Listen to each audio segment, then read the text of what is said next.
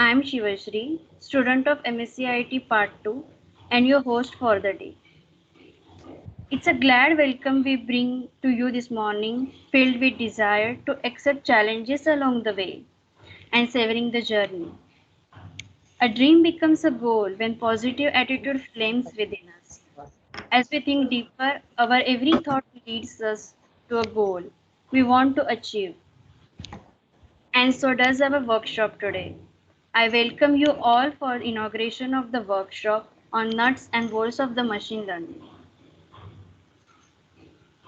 Light symbolizes brightness and prosperity.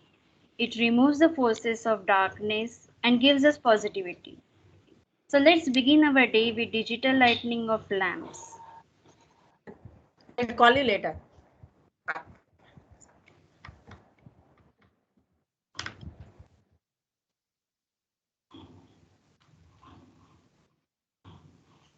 Goddess Saraswati is a symbol of knowledge, music, art, wisdom, and nature.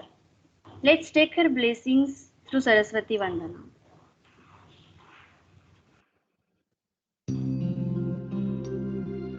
या कुन्देन्दुतुषारधवला या शुभ्रवस्त्रावृता या वीणावरदण्डमण्डितकरा या श्वेतपद्मासना या ब्रह्माच्युतशङ्करप्रभृतिः देवैः सदा वन्दिता सा मां पातु सरस्वती भगवती निःशेषजाड्यापहा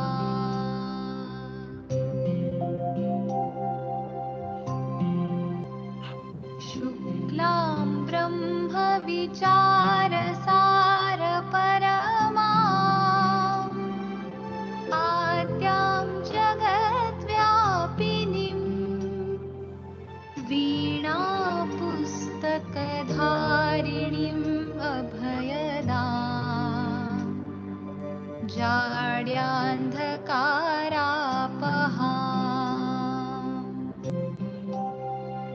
हस्ते स्फाटिकमालिकां विदधतीं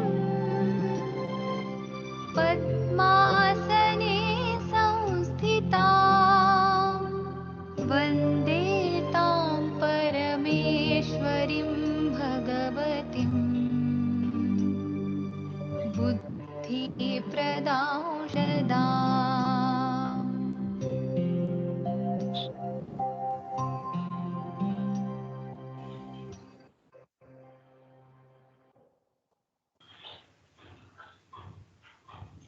Thank you, Sarvesh. We all feel blessed indeed. A great day to start by being grateful for all we have, positive thoughts for what we want to conquer, and planning to make it right. A person who has helped us grow spiritually and mentally in all our endeavors to spread the light of true wisdom and knowledge. Anchor to our ship of desire, who is constant source of positive energy, our beloved principal Dr. Padmaja Arvind Madam. I kindly request Madam to share her thoughts with us. Yeah, good morning to one and all. It gives me an immense pleasure in order to inaugurate this particular kind of online workshop on nuts and bolts of machine learning. Yes, we know that today the artificial intelligence and as well as data science are playing a very important role in order to bring out a complete transformation. In this area, we feel that machine learning will try to focus on computer algorithms, and also it plays a very important role in order to understand how the future predictions can be also made. Though I don't belong to a specialized technical aspects, more technical aspects will not be in a position for me to express or share. and I don't have that much of domain knowledge in that particular thing. With a simple statement, I'm feeling very happy that the department has taken effort in order to bring out this particular kind of excellent workshop. Having MSc as one of our area which we would like to bring a lot of changes, because when we go to the post graduation, I don't feel that a textual learning is going to help you a lot, but it's all more getting industry person and well experienced person who is having a domain knowledge will play a significant role to make your future bright. With these few words, I welcome the chief guest and as well as all my students and teachers who is taking part in this particular kind of workshop. Thank you very much. Thank you, madam, for always being with us.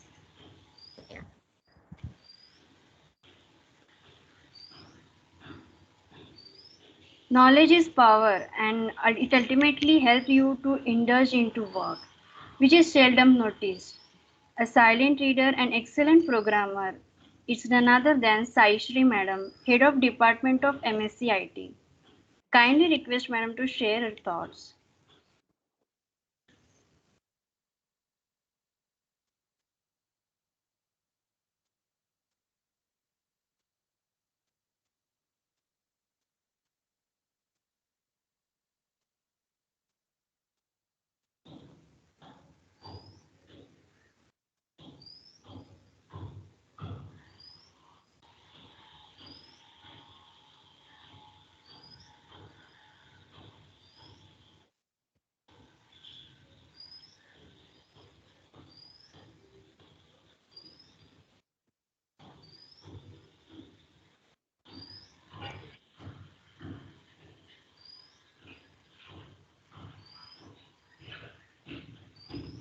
I guess ma'am is on mute.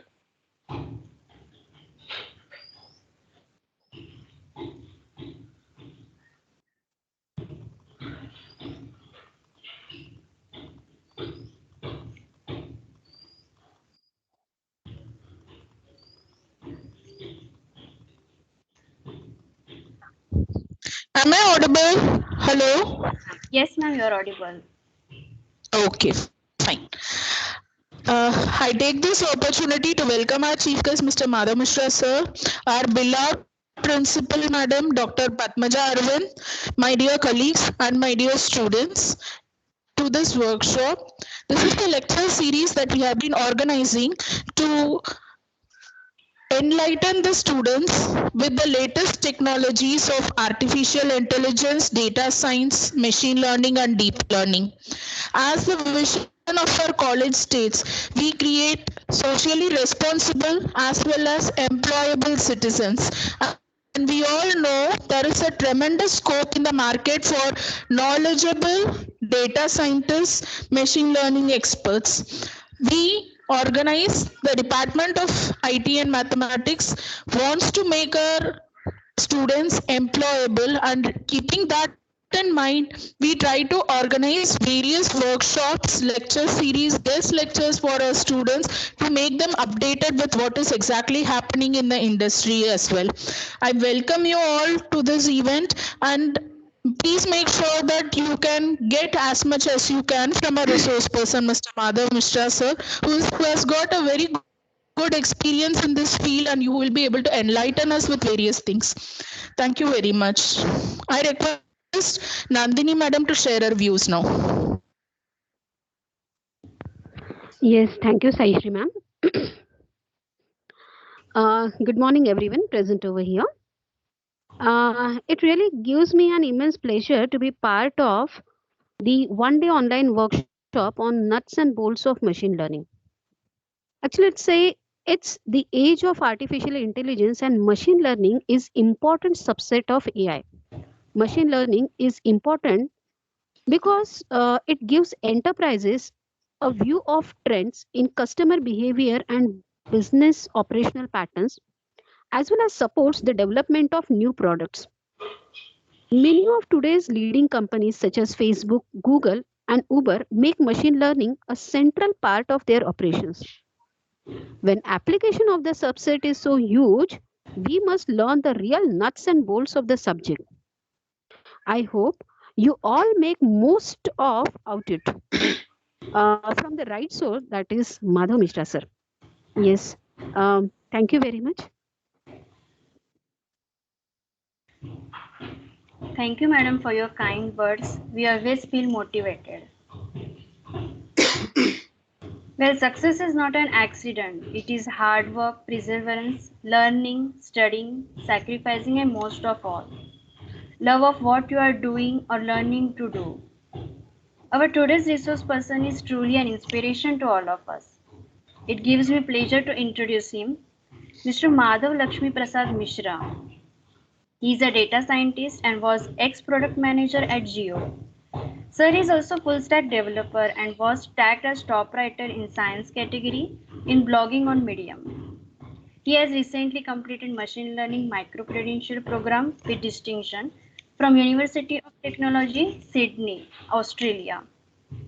Sir also has major certifications in applied text mining in Python from University of Michigan, Python for machine learning, Great Learning, Python for data science, IBM, natural language processing with classification and vector spaces, Coursera, unified data analytics with Databricks. Sir is also subjects expert for applied artificial intelligence, machine learning, deep learning, data science, big data analytics in Hadoop, Cloud Era and PySpark, natural language processing, business intelligence. He is also associated with SNDT University of various certification courses. And he is also invited as resource person for various conferences, webinars, and workshops on career guidance, GitHub data science, business intelligence, using Power BI and Tableau to name a few. We are glad to have you, sir, among us. Over to you, sir. Thank you so much. I am really glad and I'm really feeling awesome to have such great people giving me so much honor. Thank you so much. So, welcome to the world of data. As you can see, one line which Nandini ma'am said, and it was really correct, which I would also quote that whenever we go in industry, we talk about I want to be a developer, I want to be a tester, I want to be a business analyst. But something that brings value to your interview process or your thought process or thinking process, which actually the interviewer who is taking your interview will make impact, is when you talk about enterprise. So this term enterprise plays a vital role and can change your interview from no to yes, because once you're talking about you yourself becoming a data scientist or you yourself becoming a developer or a full stack developer, you're just talking about the particular module. But when you talk about enterprise, that adds value to the organization. The organization will not treat you as a developer or just a mainstream guy who will come and work on some framework and add value to that particular model. When you talk about enterprise, you are then called an asset for the organization. So always think from a broad perspective. And on this note, let's kickstart. I'll share my screen. Please confirm once if my screen is visible. Yes, sir. Your screen is visible. Okay. So for better connectivity issues, I'll drop off my I'll switch off my camera. But yeah, in between I'll open any questions you have. Please put it into the chat box, which is enabled over here, and we'll go ahead. Yeah. Thank you so much. I am. Uh, yeah. Okay. So in today's session, basically we have coined the name as nuts and bolts of machine learning, and the reason why we have coined this as nuts and bolts because these few topics which we'll cover today can make a base for yourself when you're going in industry and talking about machine learning or you're talking about data science. So whenever somebody asks you what is this data science, so basically data science is something that will drive your business to earn. If that business is earning 10 rupees a day, how can you apply data science using the data of the existing organization and convert that 10 rupees into 100 rupees? Or in a better way, you can say that how you can optimize the time to earn 10 rupees from 5 hours to just 1 hour. Okay, and when machine learning comes into picture, machine learning is more about telling you how the processes work, how my target that I'm achieving or a product that I'm developing, that will play a vital role, and on what steps I have to coin it, in the sense that I have to come up with a product that should work in the real scenarios. So these are the 6 topics that I have finalized from my side, which will put a great impact if you go through in detail. So what the flow will go is, we will be doing a hands-on session, but before hands-on session, let's try to understand few bits and pieces from the topic wise. So the first topic that we will be going with is exploratory data analysis, which is in short called as EDA. And why I'm telling that this is a very important topic, because 80% of the time a developer, or say a data scientist, or any a business analyst will try to understand the data. Okay, so this is the first key aspect, wherein you have to spend a lot of time to understand how what the data is, what does the data tell about. When we talk about statistics plays a vital role over here. When we talk about information gathering plays a vital role in EDA. Whenever we talk about what the data gives insight, the whole aspect comes in EDA. So we will be touch basing on EDA, trying to understand what this EDA is, and what are the positions that EDA, if you only learn EDA, what are the positions that you can work on is, you can as a fresher, you can start as a data analyst, a data engineer. Okay, you can work as a data engineer also. You can work in big data domain also, because nowadays organizations are pushing themselves more towards data, cloud data, wherein you require n number of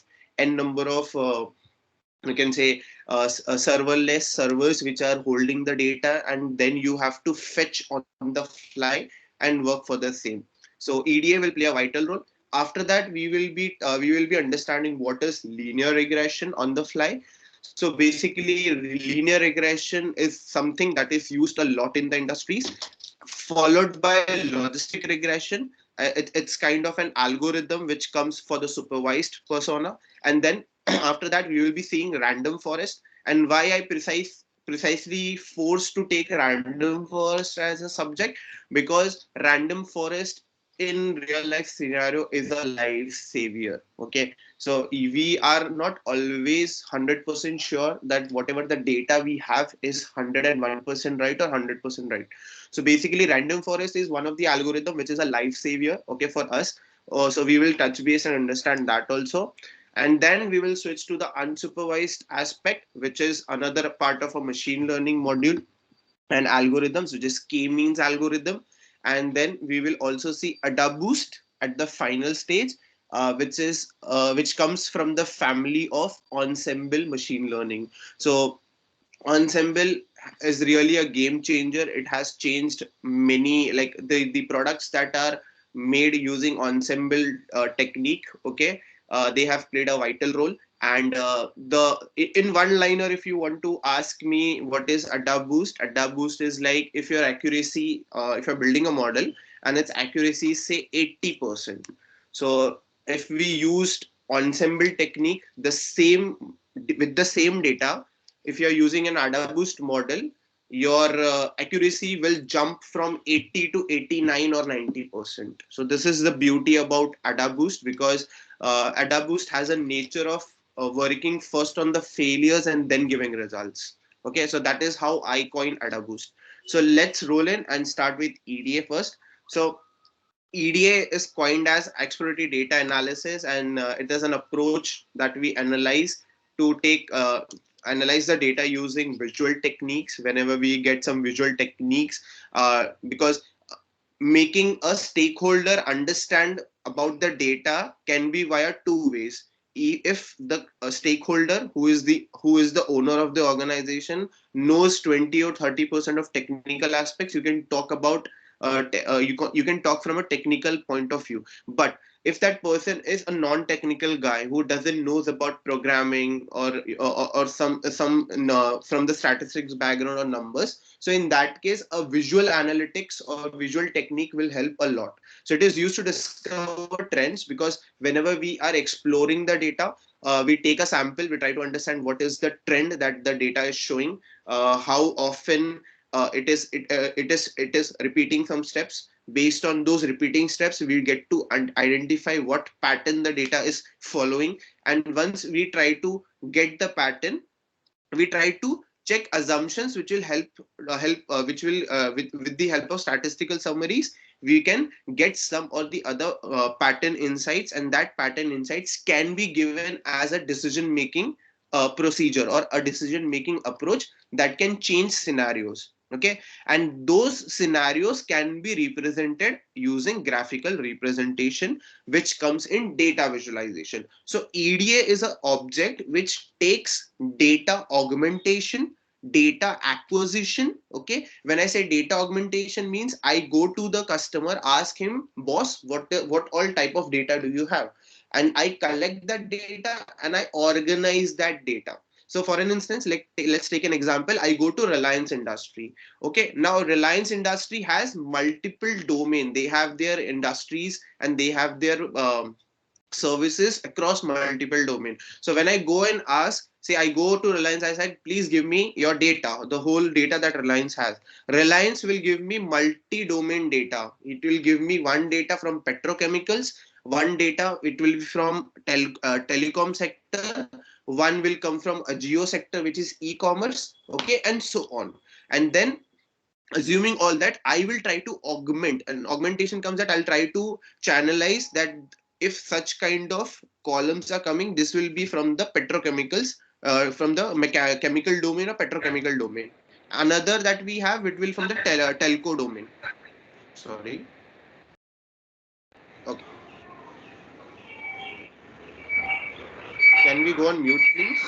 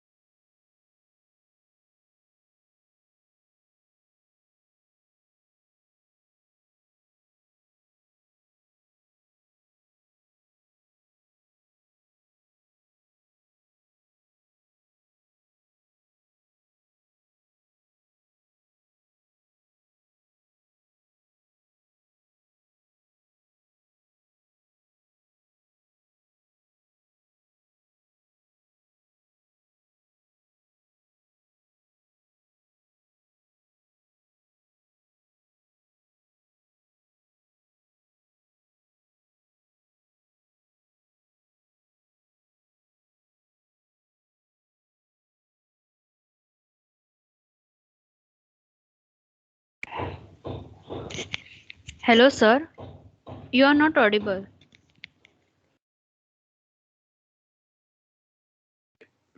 Sorry, someone muted me. Okay, requesting control. Okay, am I audible now? Yes, yes. Yeah, sorry. Okay, so I'll rephrase it again. I guess someone muted me. I don't know how this happened. Okay, no worries. Okay, perfect. So basically, we try to detect outliers and anomalies. Okay, so basically, can someone go on mute, please? Yeah, thank you. So we detect outliers.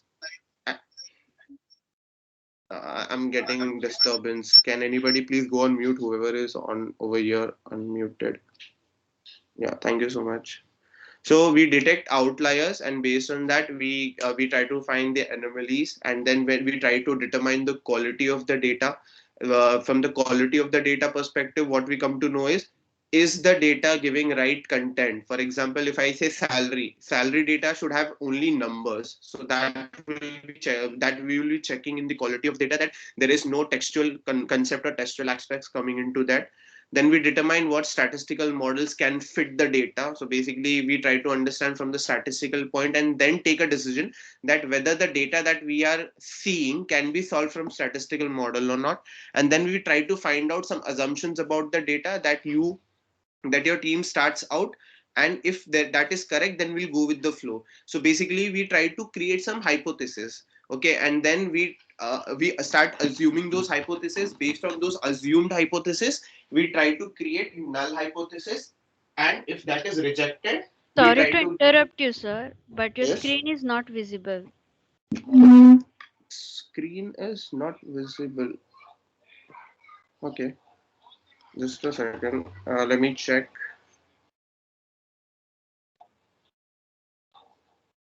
Okay, yeah, sorry.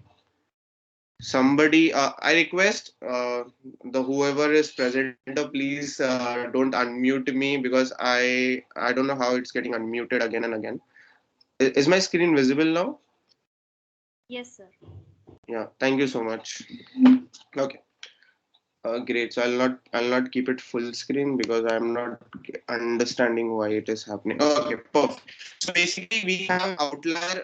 We work with the outlier detection, and then we get to know about anomalies. We try to understand from statistical models. We then find some assumptions about the data, in which we work on hypothesis. We select the null hypothesis. We try to analyze it from data, and if we get those aspects clear, we run ahead, accept the null hypothesis, um, or else if we reject that, we go to alternative hypothesis. And after that, what we do is we try to extract variables. We are try to understand dimensions, and when I say extract variables or dimensions, this is nothing but the data column that we have. Okay, so that is where we work on variables and dimensions. Then lastly, we try to determine whether we have to apply univariate or multivariate analytical technique. When I talk about univariate or multivariate, that means we will try to work with one column only, or we will be working with multiple columns. So this is the overall scenario. Let's jump in and understand in from the hands-on perspective. So this is the link which we have to go with. Okay, so this is a GitHub link and I have uploaded. So I'll put this link in the chat also, so you guys can also have a look. Yeah. So this is for the EDA, wherein we'll try to understand it in deep. So let me show how we will be going through the whole flow, and this steps will be repeated for each and every component. Okay. So I'll come over here, click on code. I'll click on download zip. The whole package with the data set, okay, will get installed over here. Once this is getting installed, once this is installed, we'll unrar it, and once this is unrar, it is done. I'll go to show finder, I'll get it. I'll copy, and once this is done, we try to say, suppose I create a new folder over here, say ml. I'll paste it, then I'll unzip it. Once this is unzipped, I can see the whole content coming in. I have the data and I have the repositories that are maintained over here. Okay, so now my next task is to go and understand where I will be getting, just a second, yeah. So where I will be getting the data, and then this is the Google Colab which we have. Okay, and now what I'll be doing is we will open the Google Colab over here.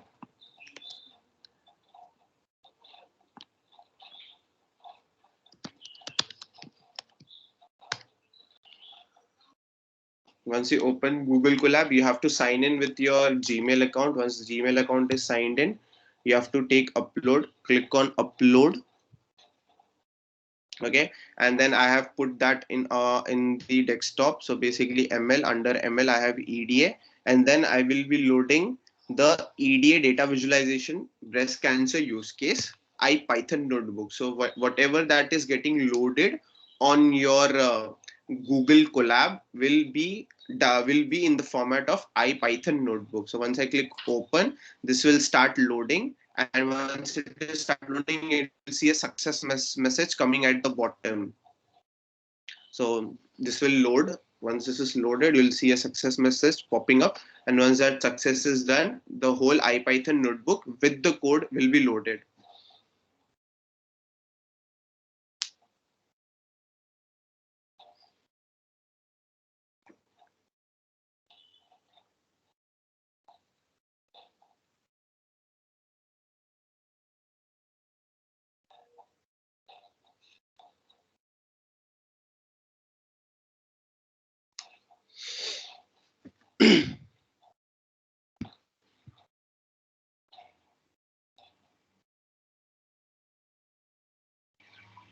Okay, this is taking a bit time.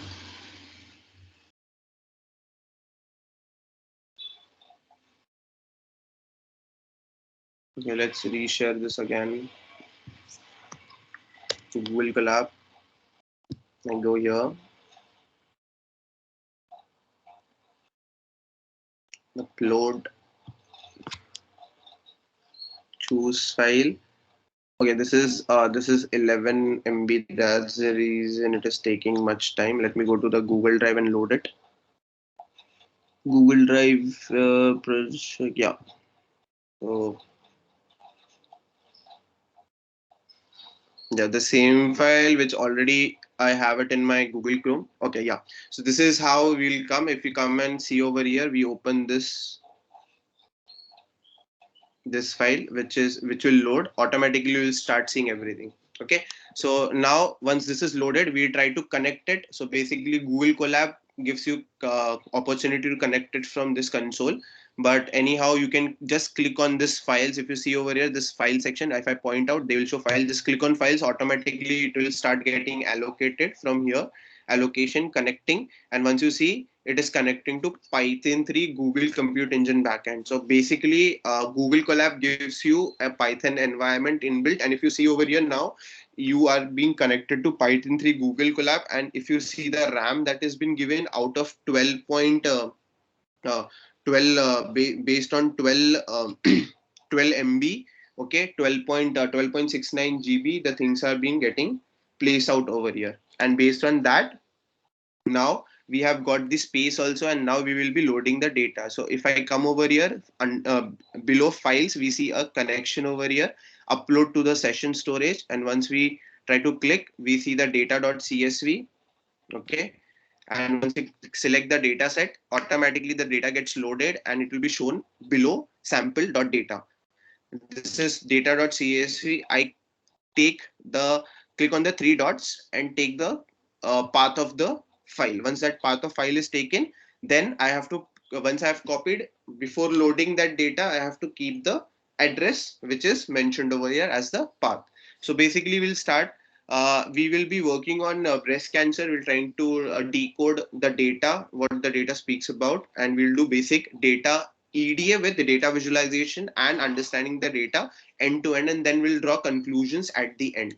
So we start with this. Whenever we try to take this, we have to import some basic libraries, which is NumPy, which is import NumPy as NP, import pandas as PD. So basically NumPy will help you in working with numerical Python. Any numerical calculations on big ratio comes, that will be handled by NumPy. When we have pandas, the pandas will help in working with data frames, because the data that gets loaded will be loaded in pandas.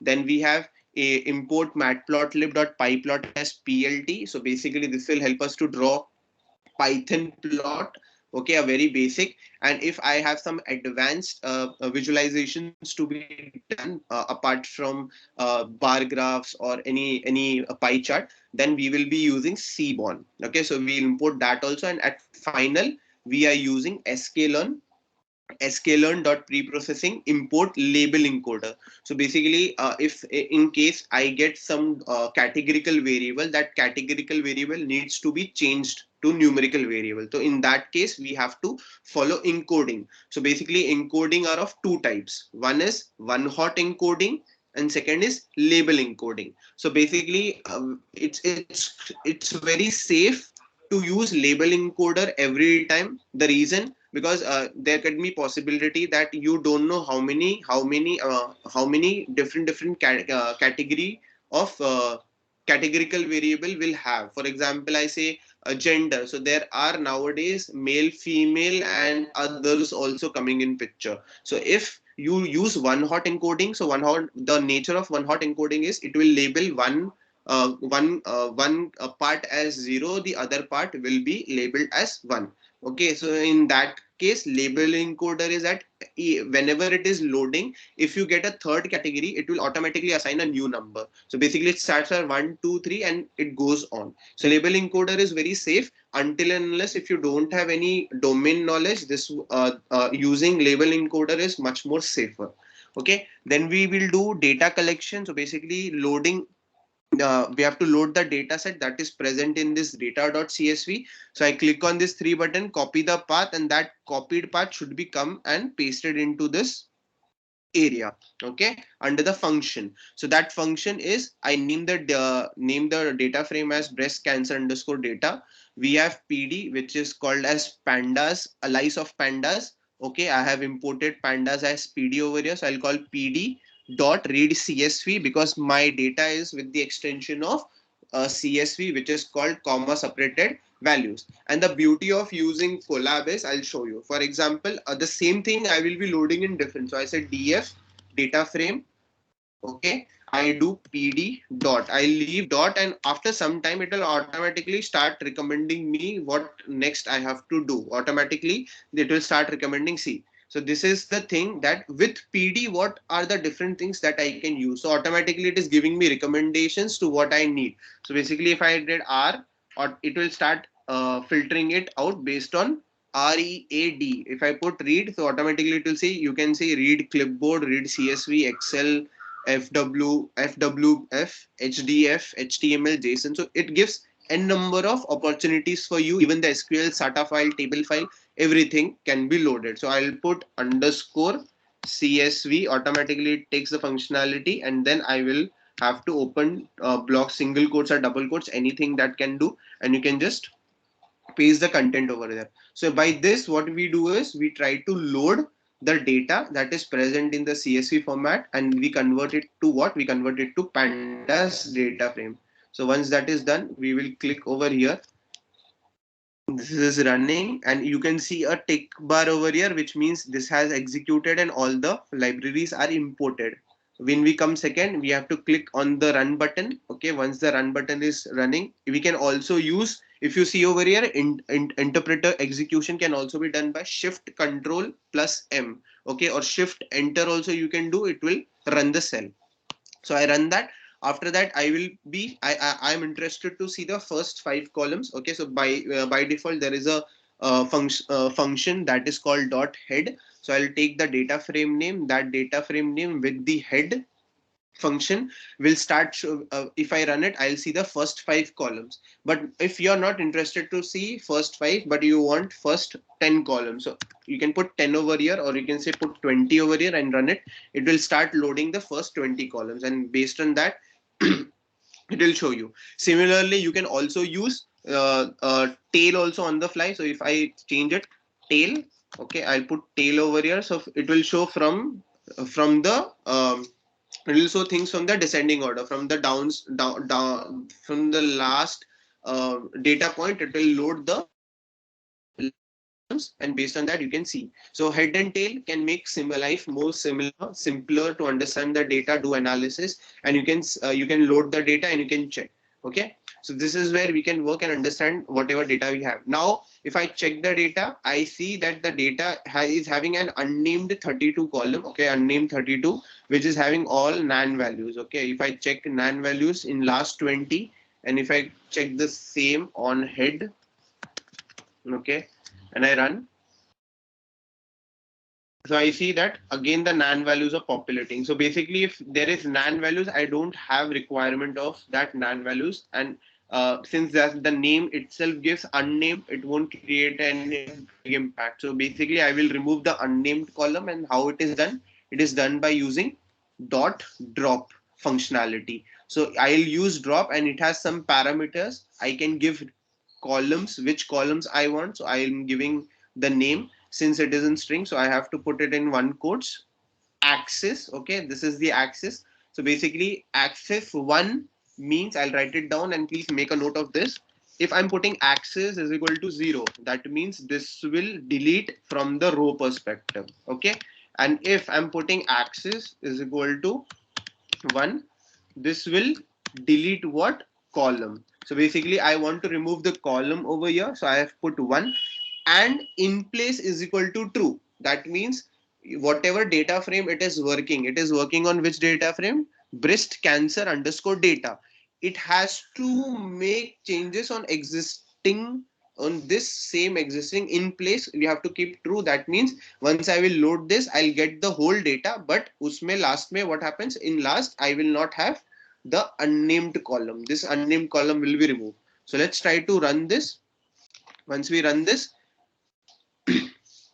okay, so if you see invalid syntax is giving over here because I have included over here as one dot. Okay, once I remove this, automatically it will run and it has stored successfully. Now let's again do head with say now let's load 10. Okay, so if you see over here at we have got the whole data, but at the last you see the fractal dimension worst has been mentioned. And if I go and check, the unnamed which was first over here has been removed successfully. So what if, okay, let's do like this. I'll show you one with in place also. Okay, in place अगर मैंने नहीं use किया है तो क्या होता है? So since I am again reloading it over here, okay, this is loaded and I remove this in place over here. Okay, in place को load कर निकाल देते हैं. Okay, why? I'm just trying to show the importance of in place. Okay, I run this again. Okay, so basically we see axis not found. Okay, why? Because this is okay. Let's run it from the start. Okay, I run this because it's already loaded once. That's the reason it is so showing like this. We run this. Okay, and then we come again over here. Okay, so now this axis I have removed in place. Okay, in place मैंने निकाल दिया है, but I have triggered drop column, but I have given the name also, but in place नहीं किया है. तो यहाँ पे क्या होगा? It will show here only. The output has come, but again if I go and do breast cancer dot head over here, it will show the unnamed column at the last. Okay, so you have to use in place true. Once I put comma, say in place is equal to true. Okay, and I run this, it will not show me the output over here. Okay, it will not show the output. Okay, it will not show the output over here. And then once I come and see again, okay, this is loading over here. Just a second. Yeah, in place true, it has not shown me. And now if I see it was showing unnamed, I run it again, it will delete the whole column. The last column will be deleted. See, okay. So in this case, we get to know how in place works and how we drop the column.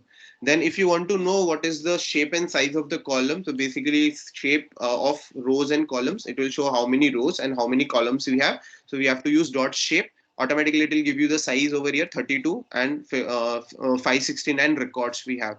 Now let's try to understand what are the data types over here. Now data types will help us understand how many categorical variable we have and how many numerical variable we have. So for that we'll just type dot info functionality with the breast cancer underscore data. And we run, it will try to print the whole, it will take the column, show its data type along with if it is not null or not. Okay, so if we see not null, so the not null count is there is no null value. So we see 569, the whole 569 is same. And over here if we see every column is float 65, just one column which is object. Okay, that is what string. So it is a string structure which is named as object. And if I go and check it, which column it is, this is diagnosis. Okay, diagnosis column is having object. So if I come and check diagnosis, see MMM is mentioned over here. Okay, so this is categorical variable, and my job next would be to convert this to ones and zeros. Okay, I have to convert this in some numerical aspect. Okay, so what we will be doing is right now, if you see, there is an ID column also, which is nothing but just numerical number, which won't create any impact. So we will drop again with the same, so in place true with the drop of functionality, and then we will try to check some missing values. Although we have got confirmation from here, still we will try to check with the functionality that is present in the pandas, which is null. Okay, we have is null. So basically the data frame dot is null. It will show if there is any null values, and it is trying to take the whole dot sum. Okay, if I run, it will take all the columns. It will show if there is any missing value in any column, and those missing value will be aggregated with the sum functionality and shown to us. Okay, so basically we can see there is no missing value. Now let's go to descriptive statistics. Now basically descriptive statistics, when we go from a theoretical point of view, it will take a lot of time. But when it comes from pandas perspective, you have just one line, one word that will change the life and makes life more easy, you can say, or very familiar, which is called dot describe.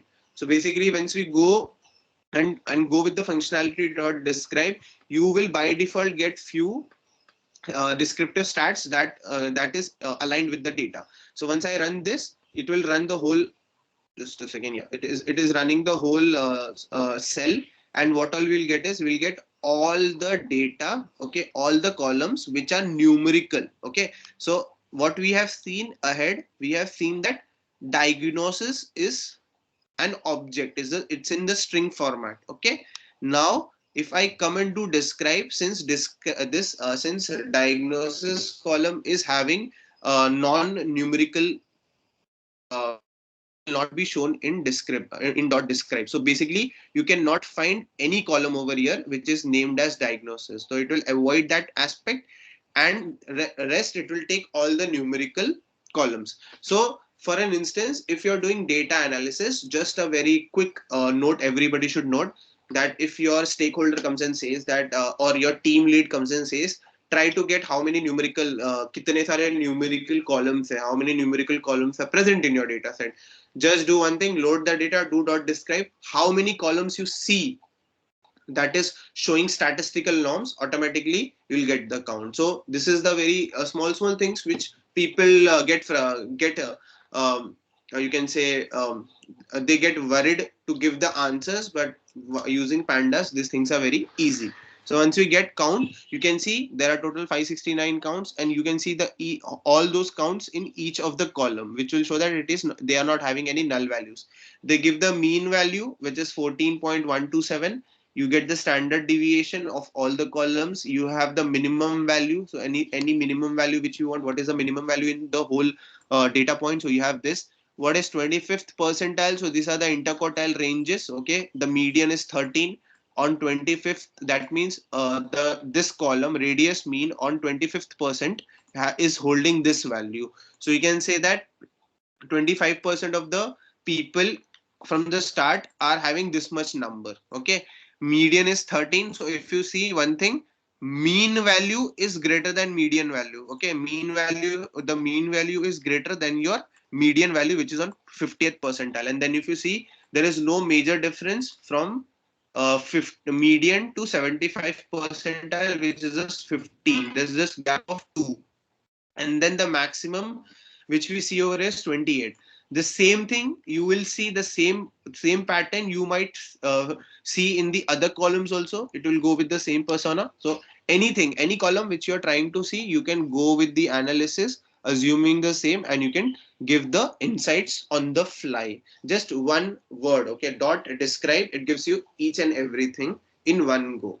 Okay, so basically next topic is we'll try to understand skewness. So whenever you are dealing with statistics, skewness is the one which plays a vital role. It tries to tell us, is our data skewed, or is it appearing like if it is having some curve line which is appearing towards only one direction. So skewness is also important. So basically there are three parts in skewness. If your data is negatively skewed, you see a you see a decline of data more towards the towards one side, which is over here negatively, which is towards the left. Okay, and then if your data is positively skewed, so the more number of data will be towards the x, which is there, which will be towards x, which will be on the right side. So there is a trick. Okay, there is a small trick to understand whether your data is left skewed, which is negatively skewed, or right skewed, which is positively skewed, or it is a normal, like a no skew. Okay, so how you can check is, if you see from the diagram, okay, over here you see that the mean value is less than the median value, and mode value is the highest. So for an instance, just ignore mode over here, because mode is the nature of mode and working mechanism of mode is, it will show highest frequency, which alphabet or which categorical name is coming is appearing for the more number of time, or which number is appearing for the more number of time, that mode will be showing. Okay, highest frequency mode is showing. Just let's play around with mean and median, and let's try to understand and answer. If I know mean and median and the values of mean and median, can I come to a conclusion and say that I can declare that this is right skewed or left skewed, or it is not skewed. Okay, so if you see your mean value less than your median value, you have to directly come and say that is negatively skewed towards the left side. Okay, so यहाँ पे क्या है, mean का value is less than the median value. Okay, so this is negatively skewed coming towards the left.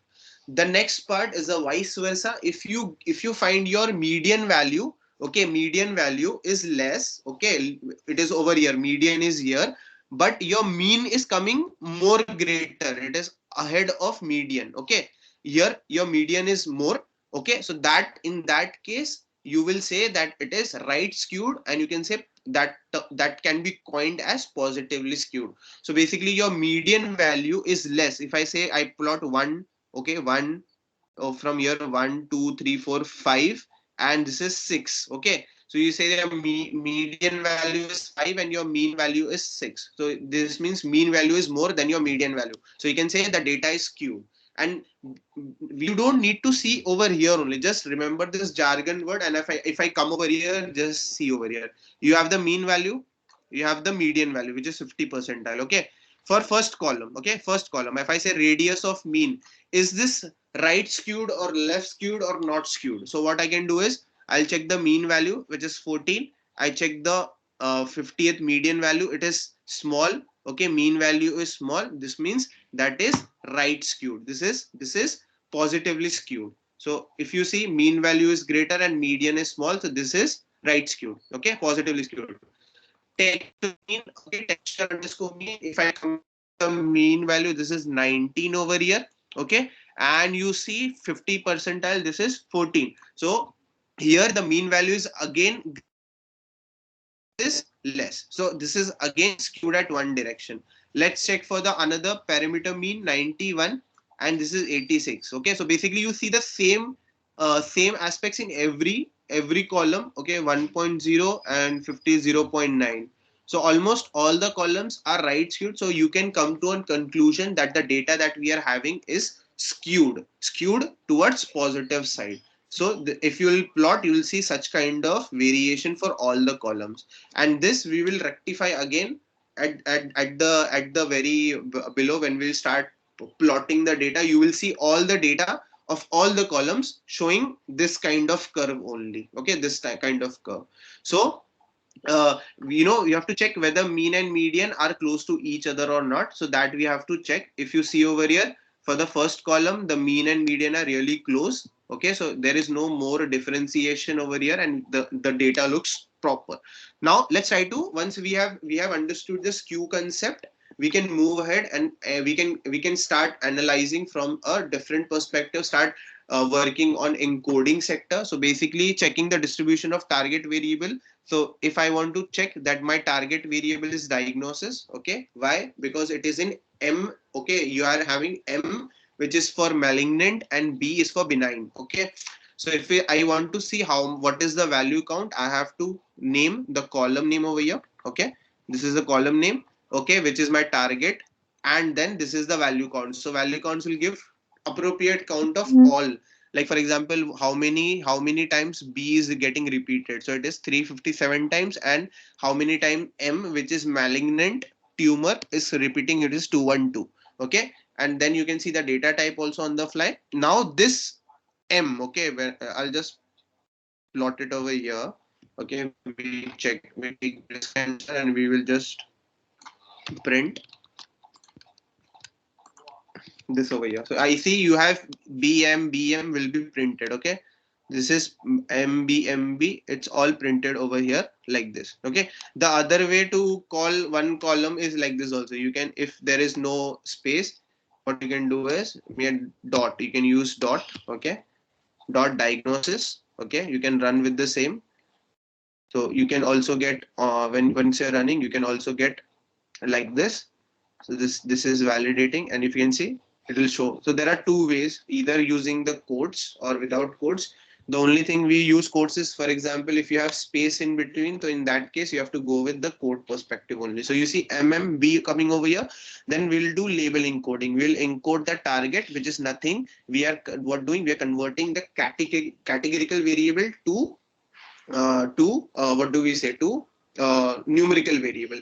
So I'll write a code. I'll call enable encoder. And now if you ask me how this enable encoder, this is the data frame. I have called this functionality of label encoder with L capital and E capital. How this has come? This has come by loading over here sklearn.preprocessing this last line. Okay, so I have imported this library from sklearn, which is scikit-learn. Okay, now once that has come over here, I will try to diagnose. So I have called label encoder. I have taken label encoder over here.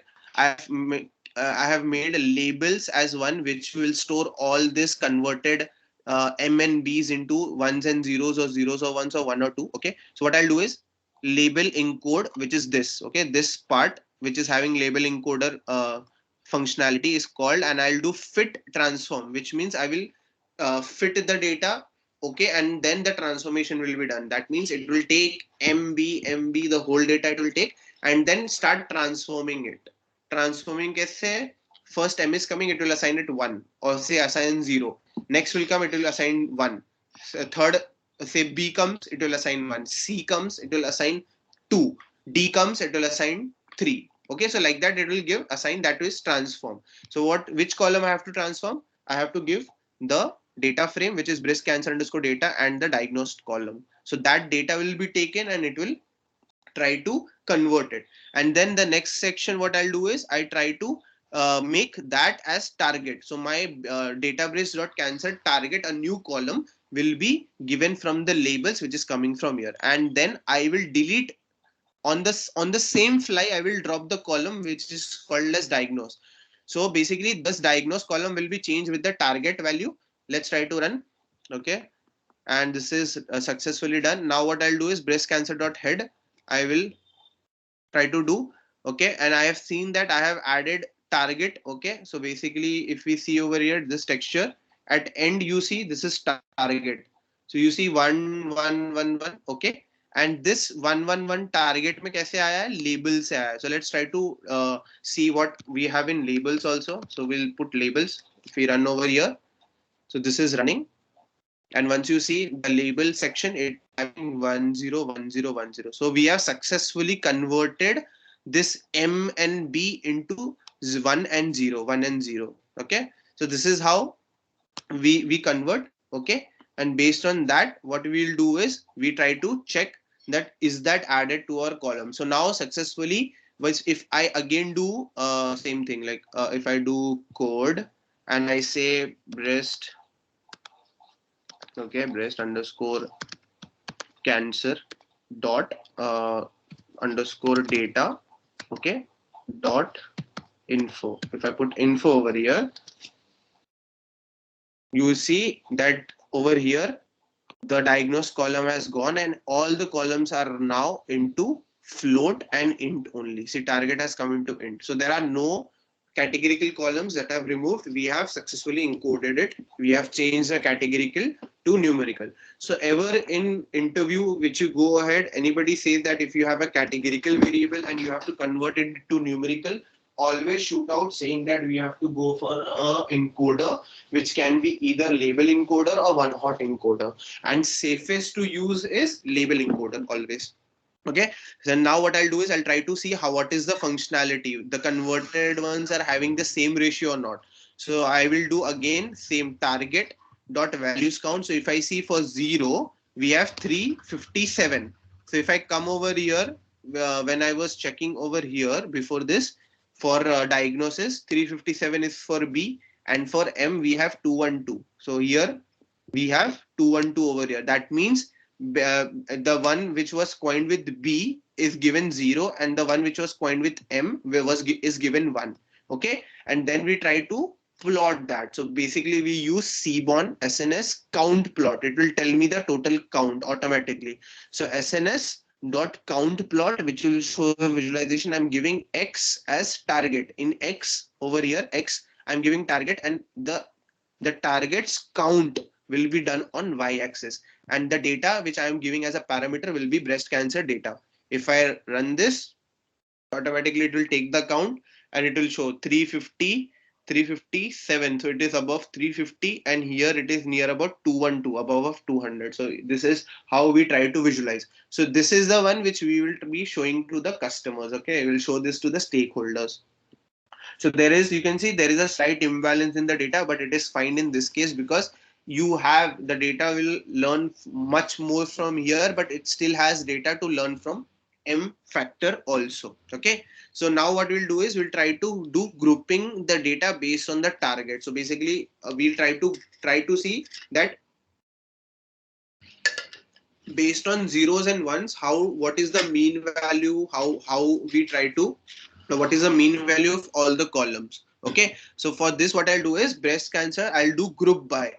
I want to group by what target. Okay, from one column I'm grouping it, and I want to see the mean value. And now it depends on you. You want to see mean, standard deviation, anything you want to see, you can get it from here. So basically if we run from the mean perspective, you can see all the mean value. So basically you see zeros mean value, although if you make one note over here, one finding, although the count of 0 is 357, okay, and the count of 1 is 212, the mean value is less than 1. The mean value of 0 is less than 1 in all the sectors. If you see over here, the mean value of 1. So basically, once we say that this is imbalanced, but if I can negotiate with my customer saying that although the mean value of 0 is small, it is less than the 1, this can be balanced at the sector because it is learning with more number of data points over here, but it is also learning more from the mean value of here. Okay, if you see this pattern and trend is over here, 469 of 0 mean value, and you have 978 for the 1. Similarly, if I go and check with the median, okay, I put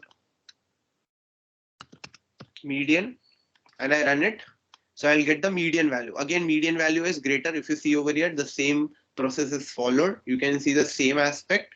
Okay, mean value. And again, if you want to do standard deviation, let's take STD. Okay, it will take the standard deviation. So you see standard deviation also coming with the same pattern. So the data is here. So what we infer from this is we can clearly see that most of the features, the mean value is higher of malignant, which is 1 cases, and lower of benign cases. So we can summarize. This is the descriptive summary that I can give is there is no missing values doing EDA.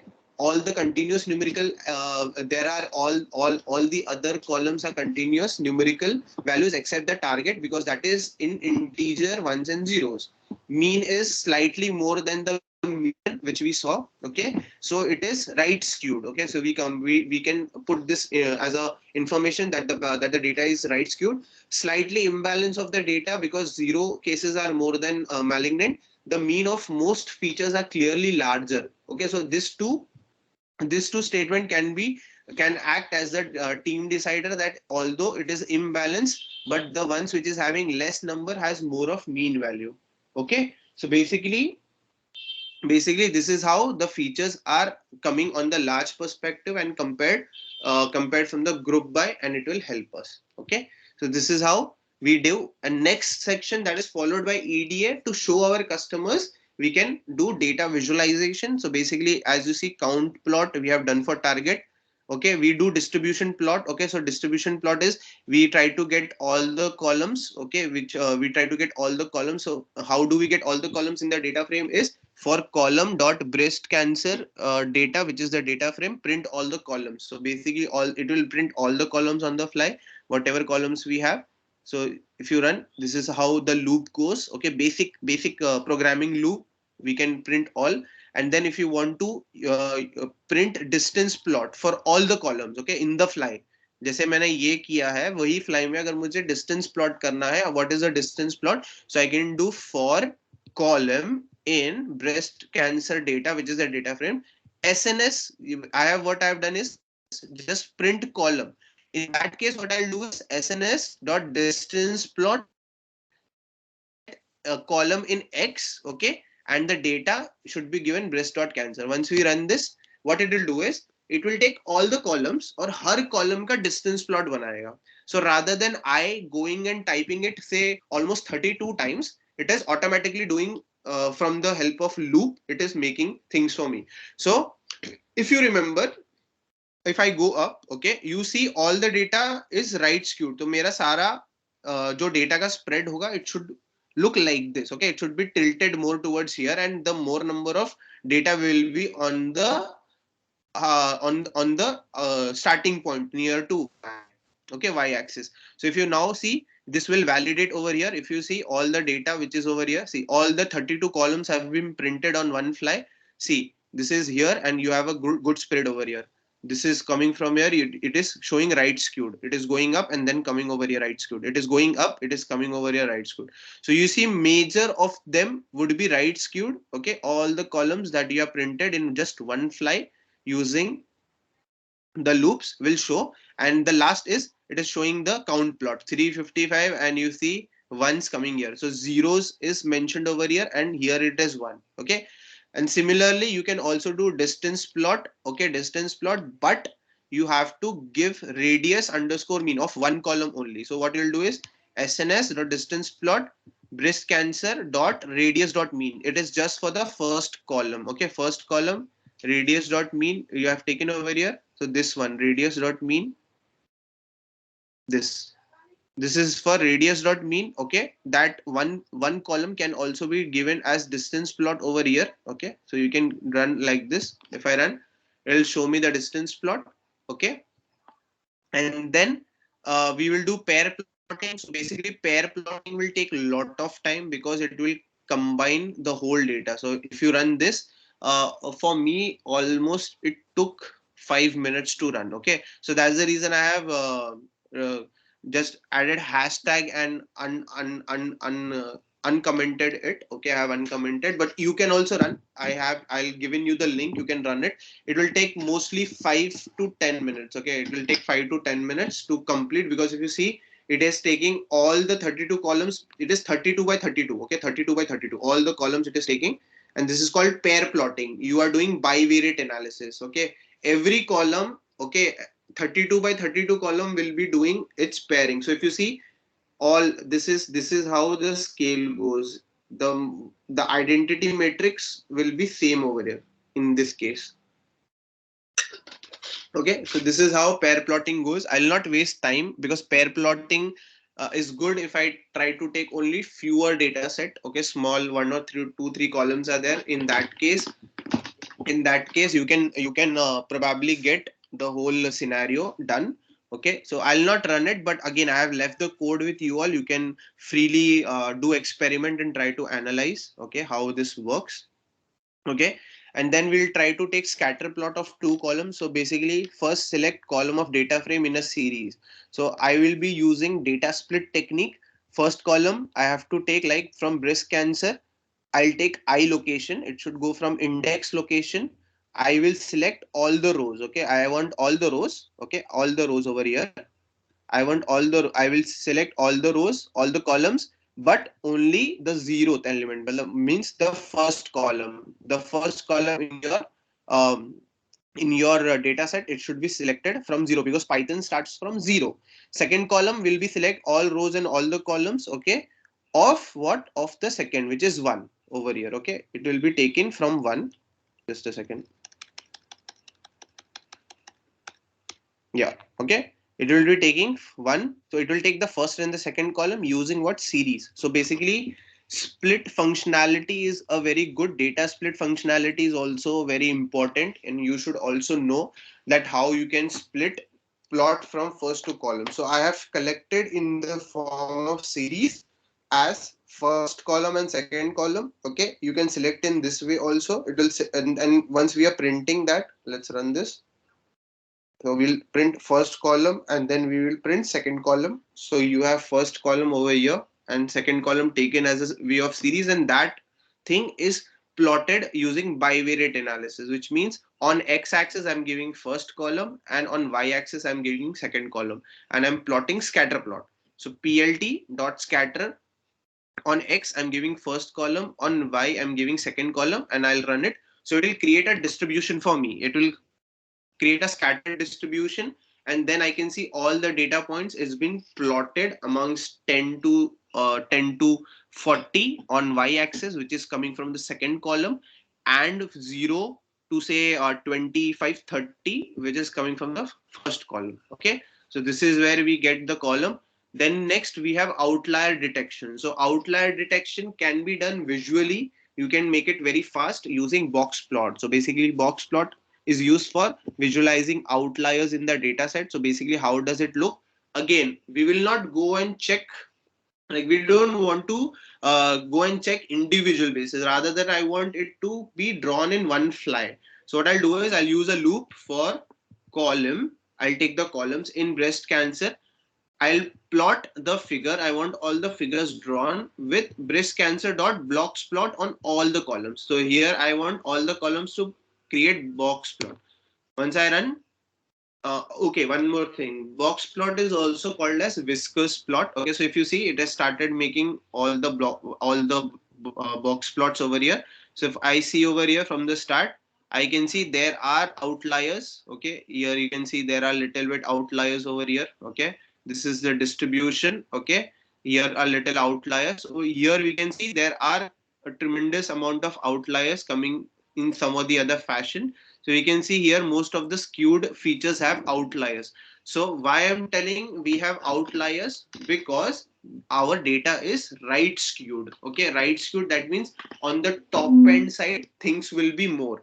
अब यही अगर मैं बोलता ये negatively skewed होता तो diagram कैसा होता, ये ऊपर होता और ये सारी चीजें नीचे हो जाती. Okay, so this is how negatively skewed comes into picture. Okay, so whenever you say one thing, always keep in remember, this is a jargon aspect. Okay, I want this to go over here. If okay, if okay, golden rule. And I would also say that one who is really good in statistics can correlate better over here. If your okay, if your data is skewed, okay, it is skewed. Okay, if it is skewed, okay, over here, okay, if this is skewed, automatically your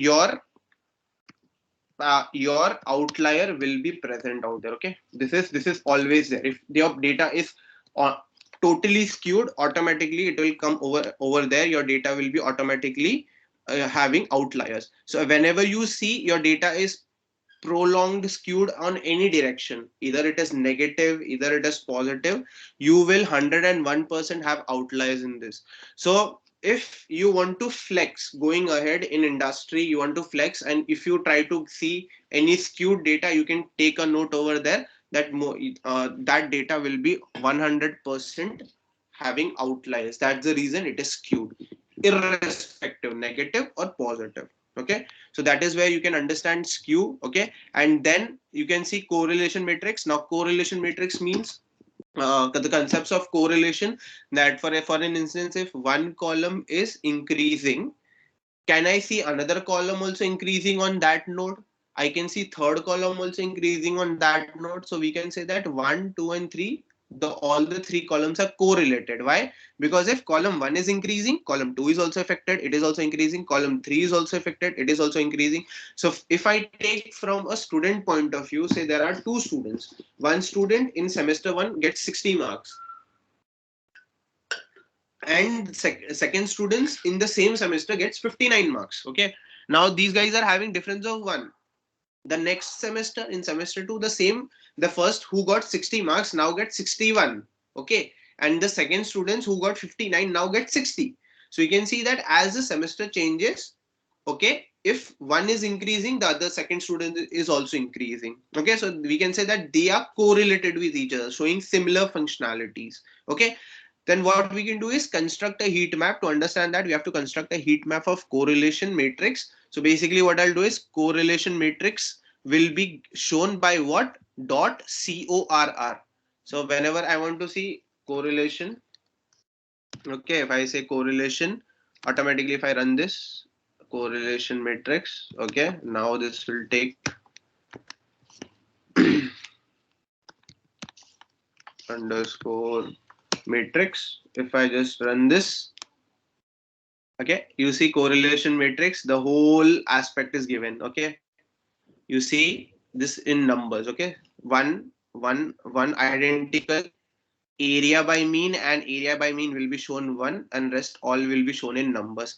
Now this same thing you can't see this in numbers, right? You want to see this in visual format. So for that we use heat map. So heat map will come with some color perspective in which we can try to understand it in more clear perception. So if you see PLT, how to make it PLT, you have to construct it. Dot figure, I'm setting a figure size of 20 by 20. If you want, you can make it 10 by 10 also. Okay, let's make it 10 by 10. Okay, you have SNS dot heat map. We are giving correlation matrix. Why? Because we have loaded all the data in correlation matrix using functionality dot CORR. Okay, so that we will come over here, correlation matrix C bar. Okay, C bar is true because I want to see all the column bars. Okay, over here we have 1 decimal point. Okay, I'm giving 1 decimal point over here. Annotate true, I need to annotate it, it should show. And CMAP blues. Okay, so basically CMAP is you have to see it in blue colors only. Okay, and then I will be saving this figure as correlation heat map. So I want to save the fig also. So on the fly I can do save fig, and once this is running I will see my figure also saved. Okay, so this is constructing, taking, basically it will take this only and show it over here. So if you see, now this is 10 by 10, so this is coming here. And if I come over here and I refresh this, you see the heat map PNG coming here. You can download this from here using save fig. You have downloaded, it gets downloaded. Okay, and then you can use that in whichever ways you want. Okay, similarly if you want, you can do like this: heat map, say save fig heat map, I say 20 by 20 ratio, and I change the ratio over here for more clarity.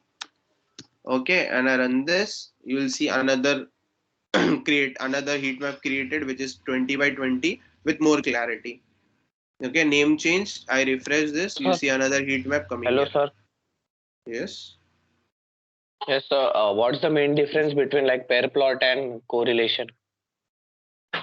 Pair plot and correlation is, pair plotting is you will have two similarities, but it will not show you correlation, that how it is correlated. It will be showing you from the visual perspective on pair plot. But the same thing if you want from a numerical aspect, wherein you want confirmation that is this having correlation and what is the one single figure. Okay, so pair plot क्या करेगा, pair plot आपको visual context दिखाएगा. If I come to pair plot, it will show this perspective. Okay, get this perspective you can't get one number. If I say how, on what density or what numerical quantity is this correlated, you can't tell me. So it is showing the same thing, but here the confirmation on the heat map is it will show you the correct advice numbers. Is it negatively correlated, is it positively correlated? So if you see a number over here, so I say fractal dimension mean is negatively correlated with radius mean over here. Radius mean is first column, So radius means a fractal dimension is negatively correlated. Okay, so I will be not including, if I want something, fractal dimension mean and radius mean cannot go together. They will create negative blunders over there. Understood? Yes, sir.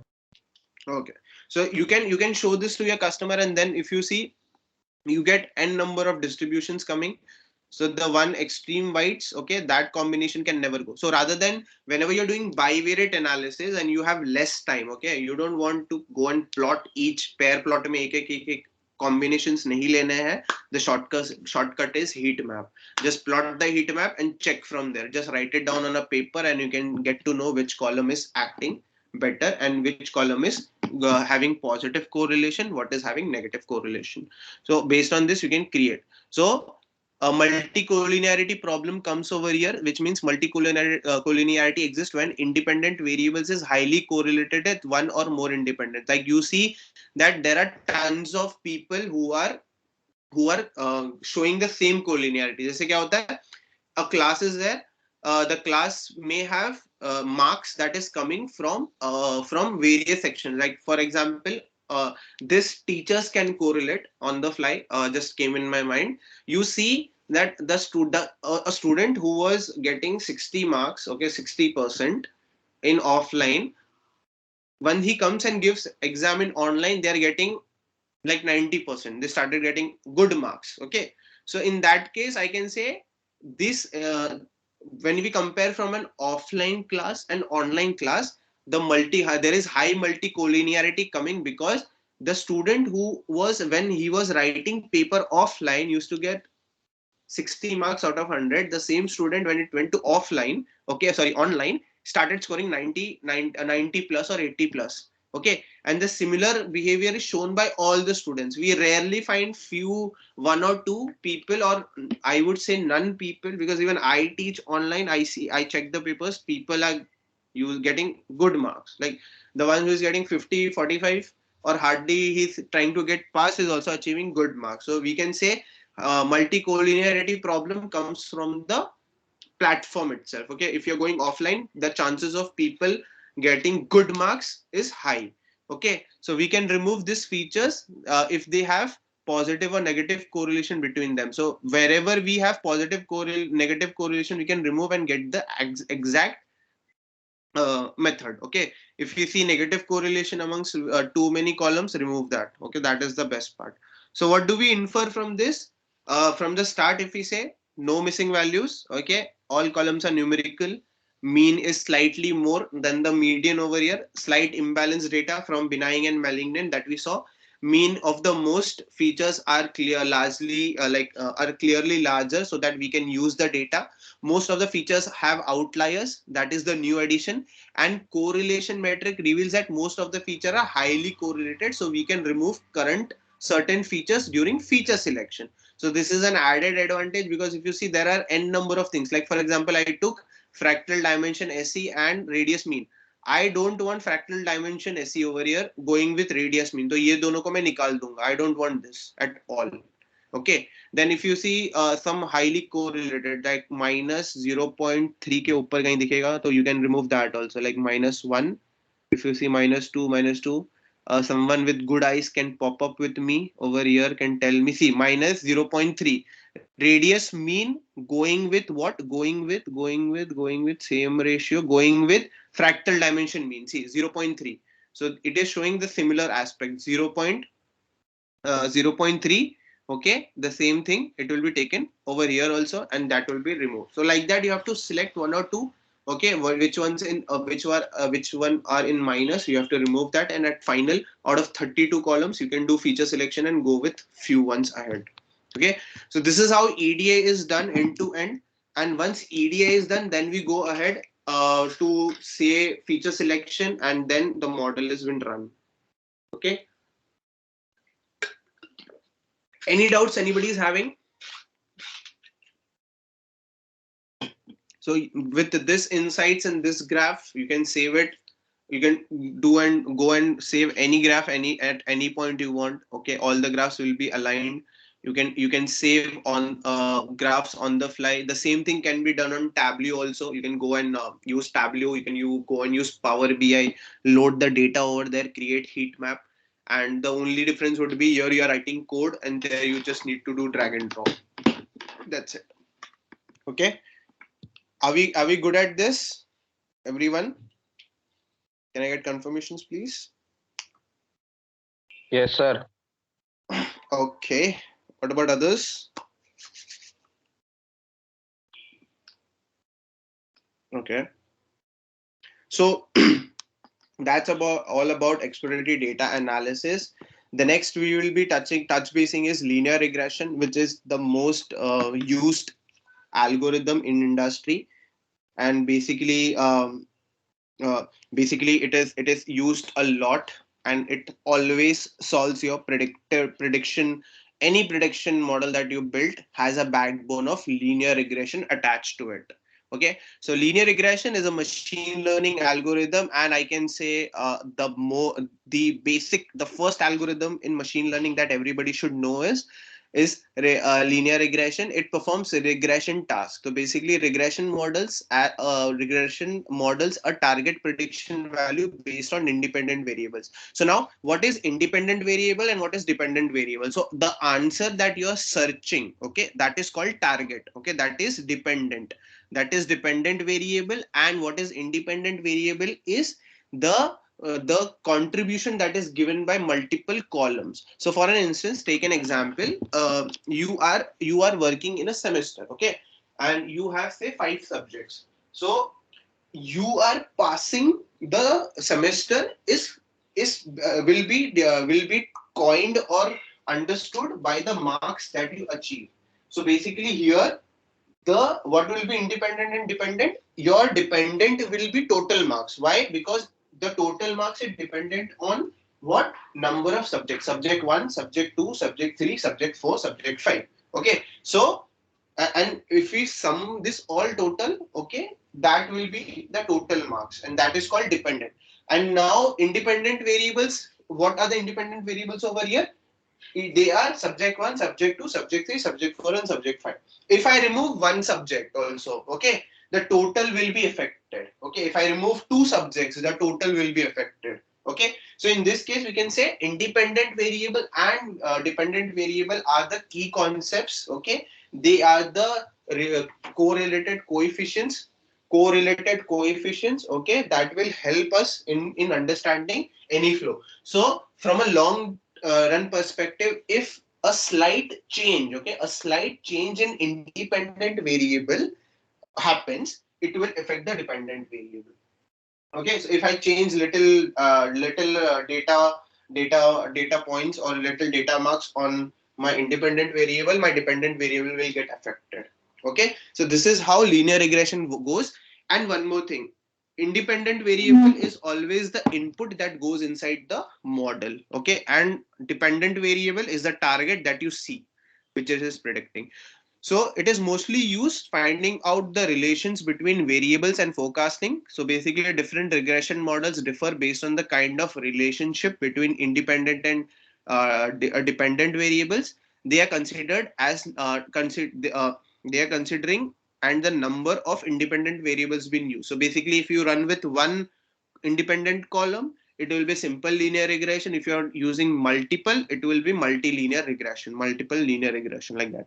So linear regression performs a task to predict a dependent variable. So my target is to get the dependent variable, which is total marks, say, okay, that is called as y, based on the given independent variables, that is input, coined as x. So if you see over here, y is equal to theta 1 plus theta 2 dot x. So basically, theta 1 and theta 2 are nothing but this is the intercept and this is the coefficient. Theta 1 is the intercept and theta 2 is the coefficient, which helps us to draw this line. Okay, if we don't have this two things, the intercept and the coefficients, you can't draw the straight line that is occurring over here. Okay, so basically, this regression techniques finds out linear relationship. It finds out linear relationship between y and x, which is dependent variable, and x is as independent variable.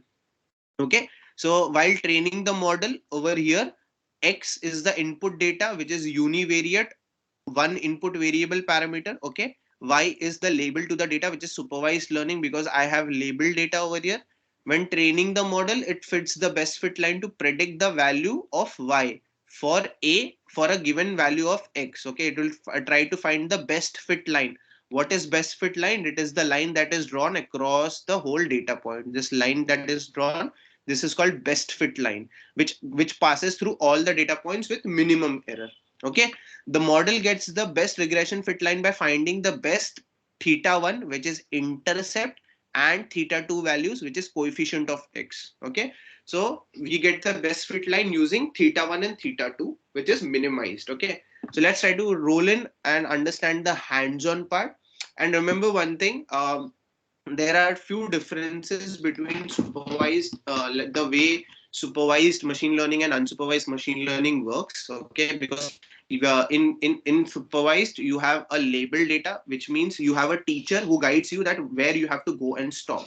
Okay, and then what will happen is you have to also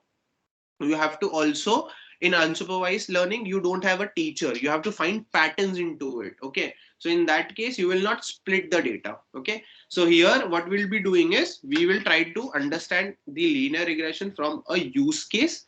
Okay, so this is the link, I'll click over here.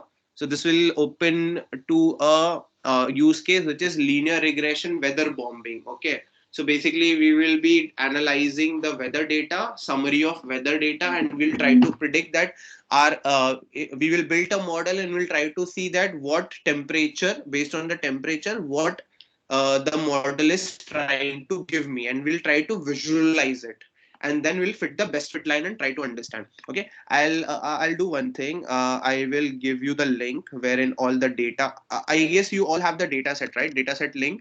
You can select from there. Also, we are using summary of weather. Okay, I'll put the link over here for your convenience. You can use it for linear regression. Say linear regression. Okay, this is for linear regression we can use. Okay, let's come over here. I'll go to code. Okay, I'll download it. Once this is downloaded, okay, I'll go and open a new Google Collab. Okay, so this is downloaded. I'll come over here, go to Finder, select this, copy. I will move to here. I'll paste it into the new section. I'll click over here. This will get unzipped. I have my folder coming over here. Okay, sorry. This needs to come over here. Yeah. Okay, the second series comes over here. Okay, this is under, I have this. Inside this I have data. So this is my IPython notebook, which I will load as Python notebook in my Google Colab, and I have I have two types of data in which we'll be using summary of weather.csv. Okay, so let's roll in Google Colab. Okay, I'll click Google Colab over here. I'll go to upload. Now the size is less, so it won't take much time. Okay, I go to ML. Under ML, I have weather data. Okay, I load this file, weather bombing, automatically. It is uploading, and in a few seconds, it will give me success message. Okay, so success message comes over here. It has loaded my IPython. Now my next job is to load the data. I need to understand the data, how the data is loaded. So what we'll do is we'll click on this file section over here. Click on file. Automatically it starts allocating. So we'll wait. It's connecting. Once the connection is done, it started initializing, and now we have got it's confirmed and it is connected. So if you see, we have got the RAM and the disk space. Now what we'll do is our next job is to go and upload the data set. So I come over here. I have to use summer.dataset, which is 11.2 MB. Okay, so we will wait till this gets loaded, and till that time this is getting loaded. So until that time I'll explain you the code over here. Okay, so basically what we have to do is if you see, this is getting loaded. Okay, so we will wait on the fly till it gets loaded. I'll explain you the code till then.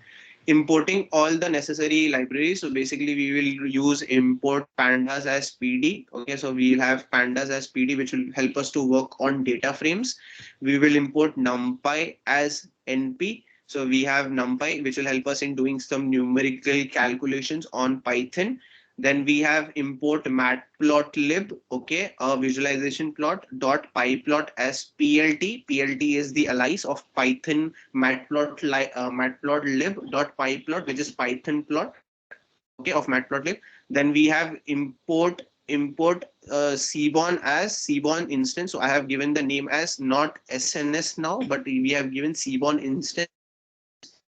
And then since I have to split the model so that it can be trained and test, so for that from sklearn dot model selection model underscore selection in test split. So this will help me split my data randomly into some ratio, and we will see what is that ratio on the fly.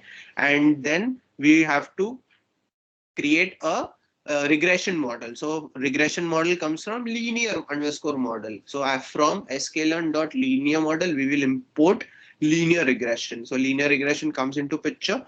And then I will import from sklearn import matrix. And why matrix? Because I need to check whether the model that I have made and whether it is predicting, okay, it has started predicting something, that prediction is right or not. For that, I have to check from matrix section. Okay. And then matplotlib.inline with a percent sign is given when you want the visualization below the cell only. So this is when you're programming it into Jupyter notebook. There you have to use this, or in Python notebook, Python console or IDs. There you have to use this, not necessary over here. Let's try to see what is the load capacity. Okay, it will take more 2 minutes, and yeah, we have the result. Okay, so I'll copy the path. That path copy, I will come and put it over here, replace it. Okay, so this is where my data is loaded. So now what I'll do, I'll run the first section. Okay, it is started importing. I get a green tick signal over there, which took 2 seconds. Okay, it gives you the number of seconds also in the runtime. If you see executed 2.752 seconds. Okay, you have got, now my data is loaded. I have copied the path. What I'll do is I'll create a data frame, which is data set. Okay, so data set pd.read CSV. I have given the content, so it will go in contents folder, summary of weather data set. Okay, that CSV, and then I'm putting data set. Okay, data set dot, I'll put head over here. Okay, head, and I just want 10 records to be seen. Let's try to run. It will load. Okay, automatically load. And now there is one more good functionality which has come over here. Okay, so if you see, they are giving like this also. Okay, it can load like this in short period of time. You can beautify it, and you can also come, like, you want to on the fly, you want to make it 10, it will change it to 10. On the fly you have to make 50, it will take 50. Okay, so like that columns will be taken. Okay, this is a 50 column. Okay, if you want to apply, okay, now see, this is the new thing. If you want to apply filter over here, you can directly apply filter. Okay, to this, in this section, to this, what filters you want to apply, this is coming from here. And how this is coming, I'll let you know again. If you run this, okay, it will show you this option. If I click over here, this is called convert this data frame into an interactive table. So guys, whoever is fond of using Excel sheets and filter, okay, for them this beautiful thing has come up. Okay, the latest update, just click, it has turned into an Excel type of thing. Okay, you can take as per the page, one page should load how many, and then you can apply filter, or you can just copy this. Okay, you can copy and paste, you can apply filter from there. That can also be taken. So this is a new functionality that they have provided. Okay, if you want to visit the data table notes, it will show the Google data table notes has a new release that will be showing on the fly. Okay, so we'll go with this. Next is the data set dot shape. It will show that I have this many rows, which is the data rows, and this many columns, 31. Okay, so I'll run this, confirm. Now I'll do the basic descriptive stats over here, dataset.describe. I am running dataset.describe. Automatically I get the count, mean, standard deviation 50. So now if you see mean value over here, basic statistics 29659, and my median over here is, median is, just a second, 508. Now here again mean is greater than median. That means what is this? What is this? Is it skewed? Right skewed, left skewed? Is it positive skewed or negative skewed? My mean is greater than median. What is this indicating? Anyone? Positively Can you all? skewed. This is positively skewed, right? And if I say this is right skewed, okay. So from here only, if I say, and then if I say this is skewed, right? As is positively skewed, and the difference is also little greater, like it is 29. There's almost 7,000, almost 7,000 difference of 7,000. That means the data is having outlier. Can I say, is the data having outlier in this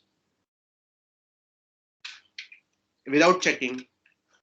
Can I say it's the same thing? Hmm? Yes, sir. Yeah. Yes, Okay. yeah. So we can say that we have outliers in this, but again, it depends. Like if you want to check, it is on you. You can go for other also. For S.I.A, we have a big outlier.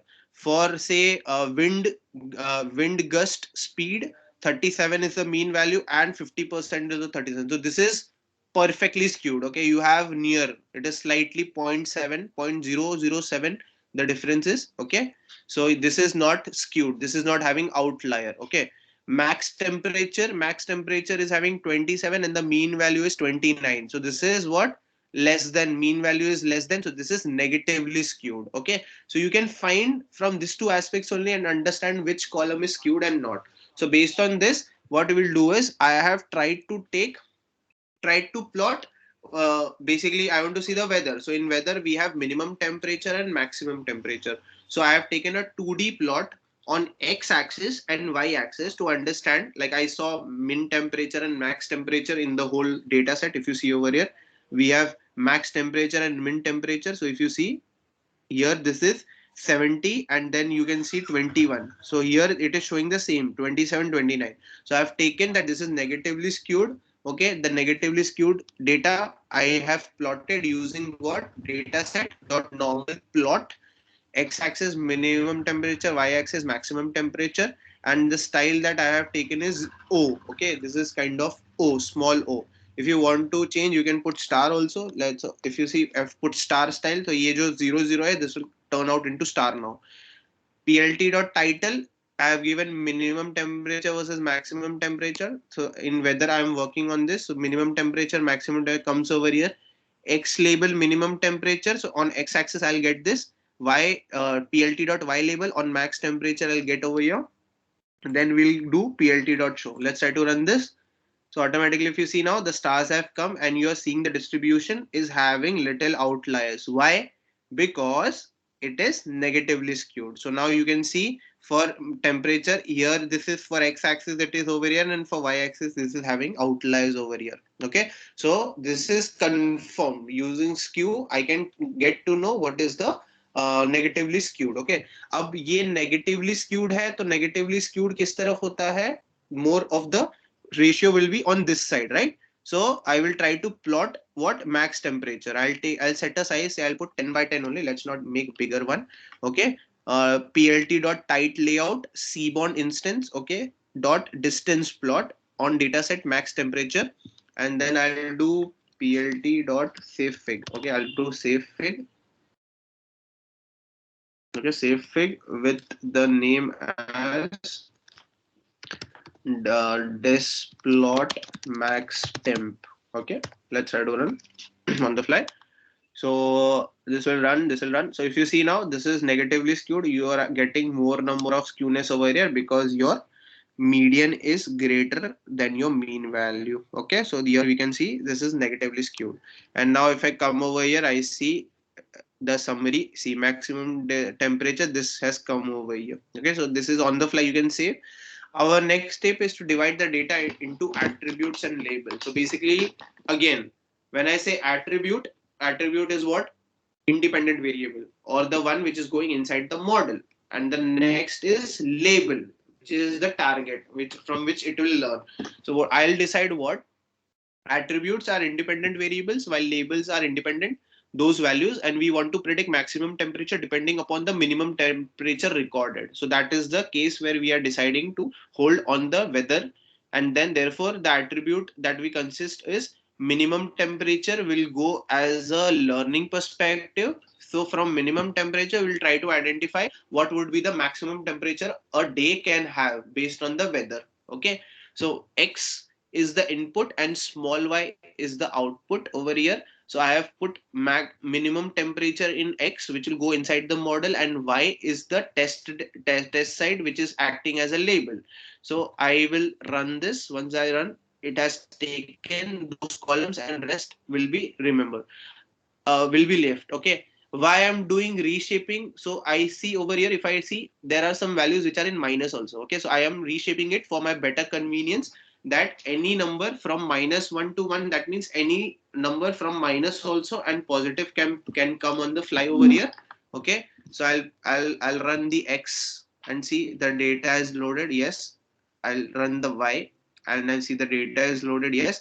So we need to split the data to the training set while 20% to the test set. So there are three ways. Okay. I prefer three ways of splitting the data. How? The ratio goes by 70-30. Okay. You give 70% to the training data and 30% to the test data. And when you can do this is when you have data in very large number, like you have 10 lakh rows, 30 lakh rows, 50 lakh rows. Okay.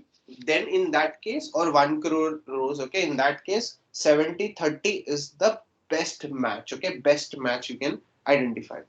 Next, when you have average data, so there is second option 75 or 25. So that means 75% data goes in training and 25% data goes in testing. The last is, which we are using over here, is 80-20. So 80-20 is like I'm giving more number of data so that my more number of data is getting learned from the training set, and few chunk of data I have kept for validation and testing. Okay. So how do we split this? We name four things: X train, X test, Y train, Y test.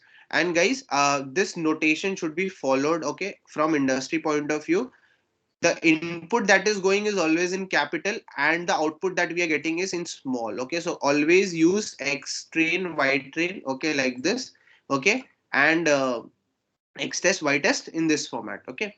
So what we'll do is train test split. Train test split is a functionality in which I'm giving X, which is this one. Okay.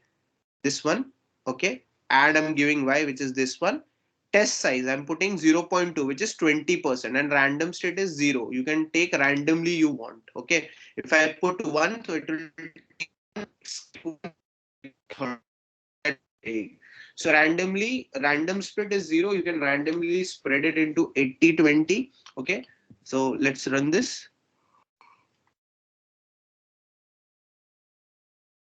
So now this is started. Is it executed? It has taken almost 0 minute. Then I'll see X train. X train is printing me. So you see you have minus values also coming.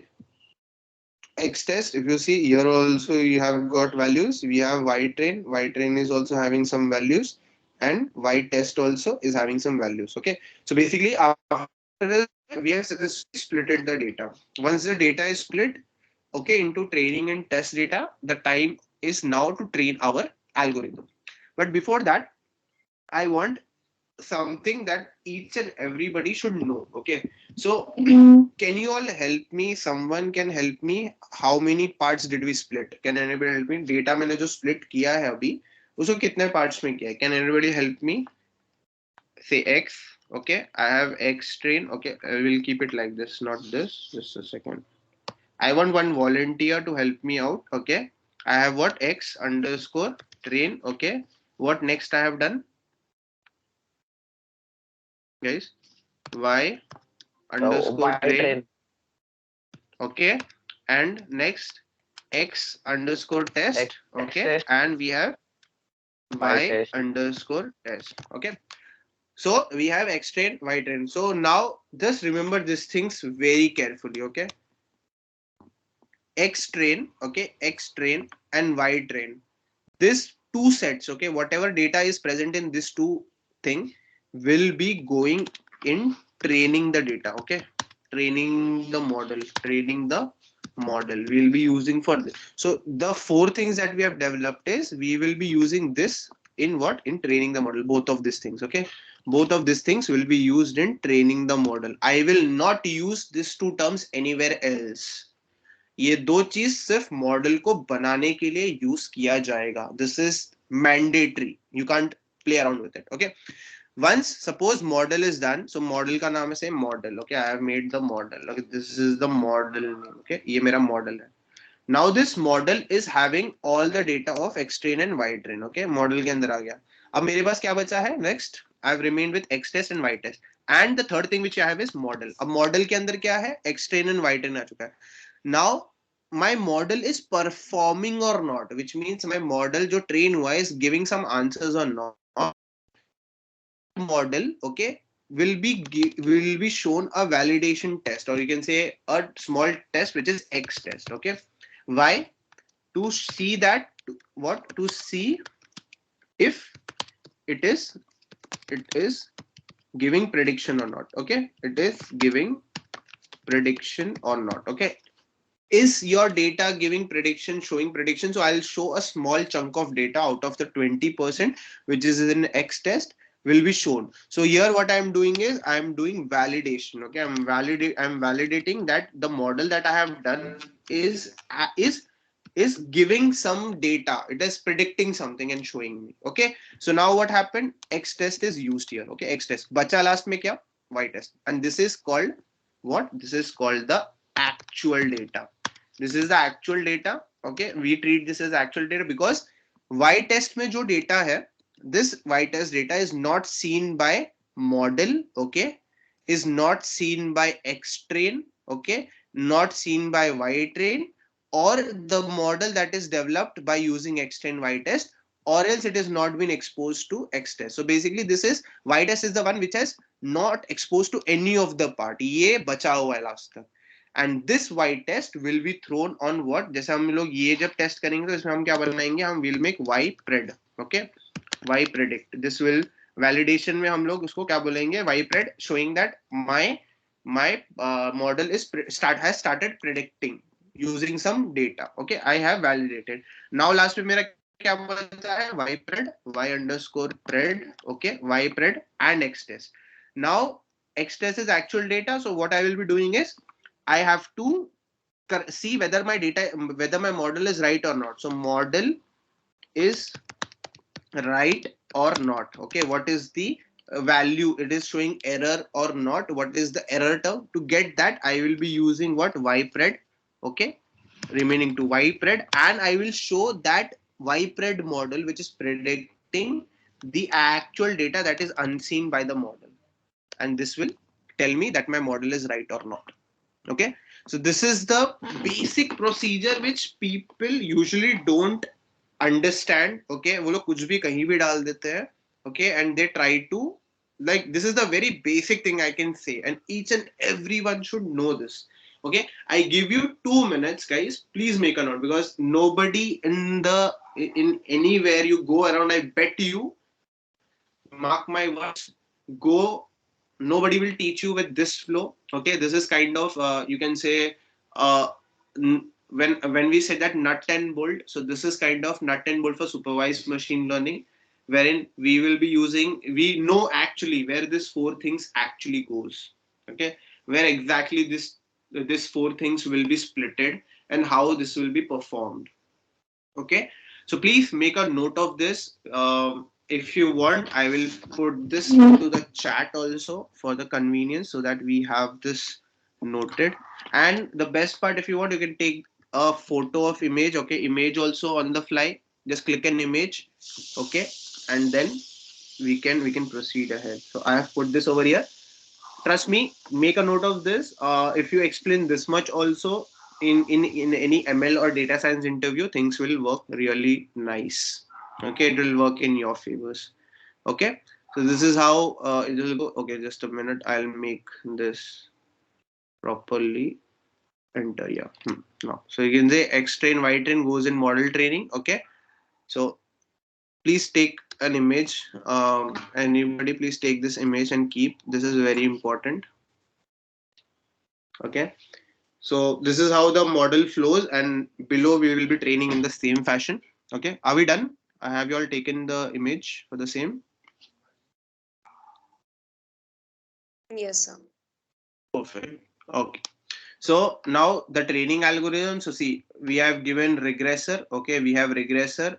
We are calling linear regression functionality, and that regressor we are trying to do what? Regressor we are taking regressor dot fit. I'm trying to fit what? X train. Okay, and Y train. So all the training data is going inside. I'll run this. Once I'm running, it has run linear regression. What we find in linear regression is just try to print a regressor and see. You can print a regressor. Okay, just type regressor. You will see the linear regression dot. If you want, you can do summary also.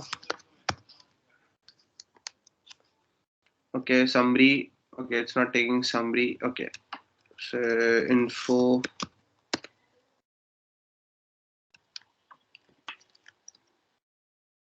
Okay, so basically the model that is trained, it is not taking. So basically you can just identify it as a linear regression. It has turned, but if you click on regressor, they will show. Okay, initially they show what is fitted over there. So let's try to print what? Intercept and coefficient. If you remember, I told you that we learn with theta 1 and theta 2. Okay, theta 1 is what? Intercept, and theta 2 is coefficient. So we will check on that also. We'll try to see the intercept and try to see the coefficient. So it will tell me the best coefficient that it has selected. So if I run regressor.intercept and regressor.coefficient, this come by default. Automatically it is enabled. If you do over here, say regressor like that, regressor dot, and if you wait for some time, it will automatically pop up. See coefficient giving over here, and I want intercept, so automatically it will take intercept. Okay, on the fly. See intercept or fit intercept, both things are coming on the fly. Okay, so you get, so this is the value on which it is trying to make the whole flow.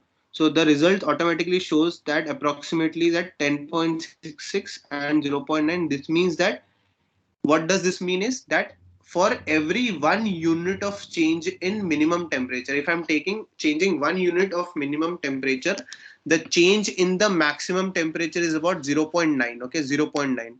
So basically if I change 1 unit, अगर मैं 10 से 11 कर दूंगा तो 0.9% change हो जाएगा maximum temperature. Okay, so that it is giving an indication. So now that we have triggered or trained our algorithm, it is time to make some prediction out of it. So basically I want to see that how accurately my algorithm is predicting. Okay, so for that I'll see ypred regressor dot predict what x test. That means I'm showing my model. I'm trying to see that whether my model is predicting properly or not. So I'll run this over here. Okay, and I have got it in ypred. So if I come over here and see ypred के अंदर values आ जाएंगे. ypred, I run over here, you see some of the other values. Okay, so this is the values that the model is detecting using x test. Okay, so now I have confirmed that this is making. Now let's try to save it into a data frame and check it from the actual values. Okay, so basically what I'll do is I'll create a data frame. Okay, data frame pd.data frame. I'll put actual value, which is y test. Okay, y test dot flatten. Now what is flatten? Flatten is nothing but whatever you see. So for example, if you go to YouTube, okay, I give this example always. Flatten मतलब क्या करता है? YouTube है. Okay, I open YouTube. This is my YouTube. So this is a record. Okay? This is kind of an array. You can say all these things. Okay, if I click on one, okay, if I click over here, this gets changed. Okay, this gets changed from array to a list. Okay, array to list. Okay, if you see over here, you'll find some. If you see, this is the list now. All the videos have come into a list format. So this is called flattening. So what I do is y test, which is actually into a array, will be converted into data frame list, and the predicted one will take ypred.flattening, which means this one will come as a it will convert from array to this. So now what I'll do is I'll try to see the difference between what is present in actual and what the model has predicted. So let's try to run this. So if I see over here, 28 is my actual value present in the unseen data and predicted is 33. So 33 minus 28, there is a gap of 5. Okay, 31 is the actual and it has predicted 30 over here. Okay, so like this you see 27, 26. So there is little error, not much. So you can visualize the same thing I am taking. Okay, over here.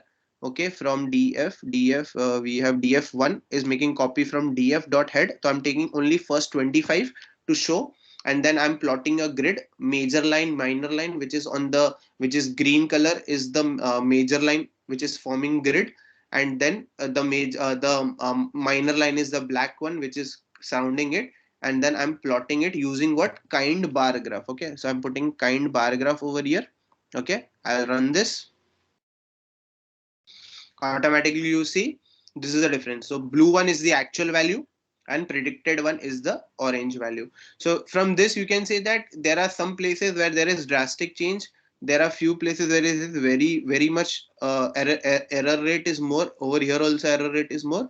So now let's try to plot this. Okay, we'll try to plot, okay, the same using what, the test data. Okay, so I have what I'm doing, though our model is not precise, the predicted percentage are close to 1 and 1. So basically we'll try to draw straight line with this only. So I'm taking what, scatter x test. Okay, I've taken x test, I have taken y test. Okay, these are the two on the test data and I've plotted. So basically I am trying to, just a second, okay, let me comment this. Okay, now I'm trying to plot only test data. मेरे test data पे सिर्फ मैंने plot किया x test and y test. Okay, that is in gray color. Okay, I will run this. Okay, so this is the test data, and if you see now, test data is seen from the actual data. Looks like same, right? Actual data ऐसा है, and test data is also showing the same signs over here. Okay, it is also showing the same, so this is valid. Now I will see that how my data is performing on x axis. Okay, x axis पे कैसे मतलब x test पे वो कैसा perform कर रहा है, by drawing a straight line passing through the all data point. Okay, so for that I'll do plt.plot x test, and in place of y test I'm putting y pred, and I'm giving it a color red, and width of that line would be 2. Okay, 0.2. Now I'll create this, and that will create a line that will be passing through all the data point with minimum error. So this is the best fit line that is acting on this test data. Now let's try to see and validate from the matrix point of view. So basically I'll check three matrix: mean absolute error, MAE, which is known as MAE. I will be using mean squared error, and the best metric that we should use always is root mean square error for linear regression, which is RMSE. Okay, so MAE, MSE, and RMSE. So RMSE value should be less. So we will be using what, matrix dot inbuilt function, which is m mean absolute error, and in that what I'm giving, if you remember, y test, which is the actual data, and y pred. So if I come and show you over here, we had written something over here. At last, what we will be giving, model is right or not. To check that, we will take y pred. Okay, we'll take y pred or y test. Okay, so in that case, we will be using what, we will be using to get the results, y test and y pred. Okay, the similar pattern goes for mean square error also over here, and for adding root term into it, we'll use np, which is numpy.sqrt matrix dot mean square error, y test and y pred is given. Let's try to run and check what is the number coming. So if you see, the error rate is just 4% over here. So basically you can say that the value of root mean square is 4.19, which means, which is more than 10, which is more than 10% of the mean value of the percentage, which is 22.4. So mean value of the temperature which we have seen is 22.14. This means that our algorithm is not very accurate, but still it can make good prediction, because the error rate that is coming is on an average. Okay, on an average you can say from using MSC value is just 4. So how this can be taken, how can this be tackled and we can decrease from 4 to 1 or 2 is by getting more amount of data, by getting good amount, by increasing the data, or else trying to get some more feature which is related to maximum temperature or minimum temperature. So the more number of dimensions, the more number of data, the more accurate the model will learn. More data will come, it will try to analyze more patterns, and based on that it will come with fruitful results. Okay, so on this note I can say that this is working very fine. Okay, and it is giving good results. It is able to plot the line passing through all the points, and the overall ratio is just 4.19. So it is good, less than, it is like less than 10%, which we actually see, and the model is good to go. Okay, so this is how linear regression works into the scenario, gives a fruitful aspect, and you can check. So the matrix that we use for linear regression is MAE. You can use MAE also, MSE also, which is mean square error. But the best matrix is RMSE. There are few more also. If you're not satisfied with all this, you can go for R square or adjusted R square also on the fly, and you can check. Clear, everyone? Are we on good pace? Understanding? Yes, sir. Perfect. Just give me 2 minutes break. Okay, I'll just pause over here. 2 minutes break, and I'll be back, and then we'll start with logistic regression. Okay.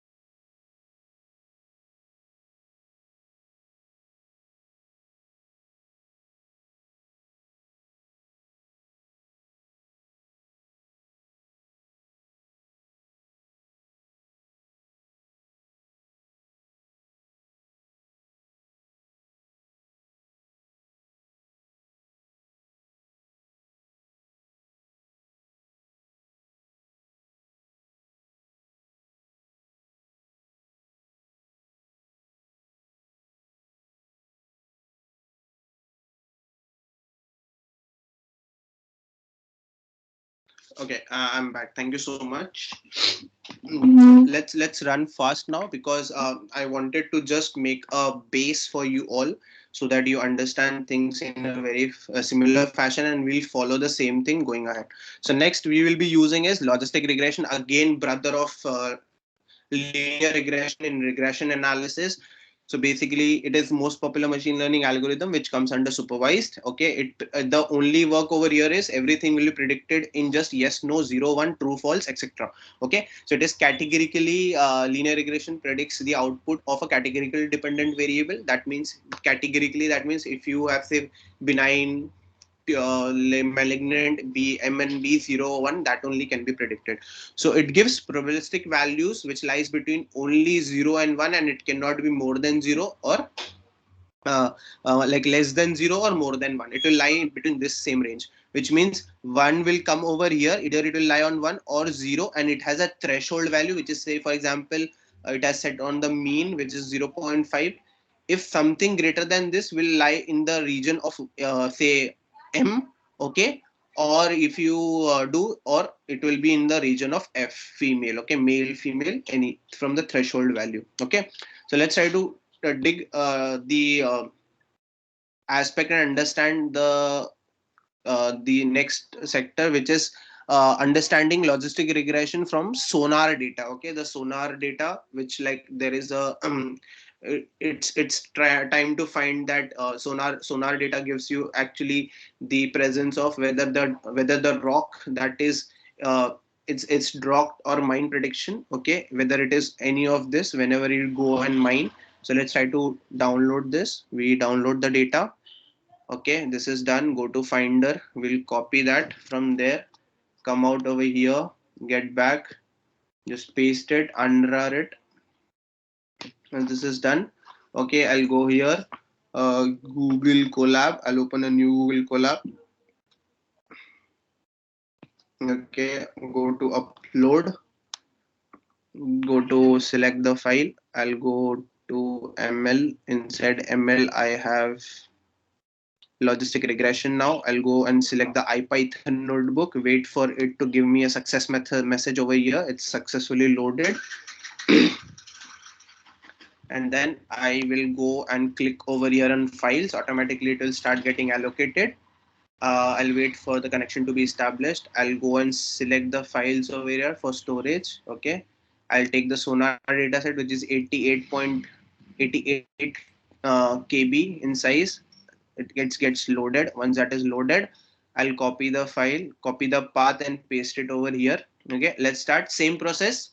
The template remains same. We import numpy and pandas, and we load the data using read underscore csv from the csv, and I'm giving header none. That means it should not show the header. And then I'll do sonar.data.head. Automatically it will give me all the data points over here. I will see number of rows and columns dot with sonar underscore data dot shape, which is 200 data and 61 columns.